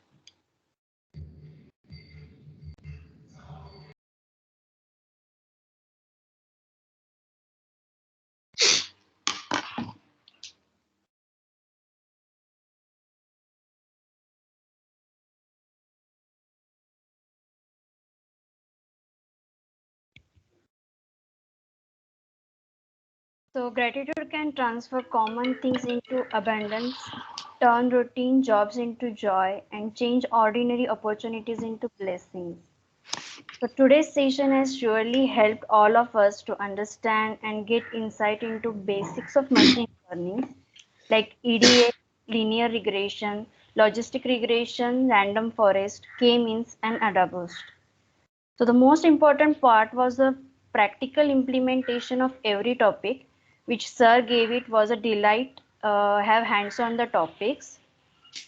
And on behalf of Department of IT and Mathematics, undergraduate and postgraduate section, Principal Madam and all the teachers, we are grateful to you, sir, for sharing the very basics required for machine learning. We are looking forward for many sessions in the future as well. With the permission from the sir and madam, I would like to end the meeting. Yeah, thank you so much. Thank you everyone for giving this opportunity, and thank you for listening me for back to back 3.5 hours. Really delightful to have you on, guys. I really enjoyed it. Thank you so much. God bless you all. Stay safe. And any requirement, you can connect me through LinkedIn. Your teachers have my contact numbers. Anything you want to discuss, you can ask them. They can connect me, or directly if you want to connect me, you can connect me. Thank you so much. Thank you all. Stay safe. Bye bye. Thank you,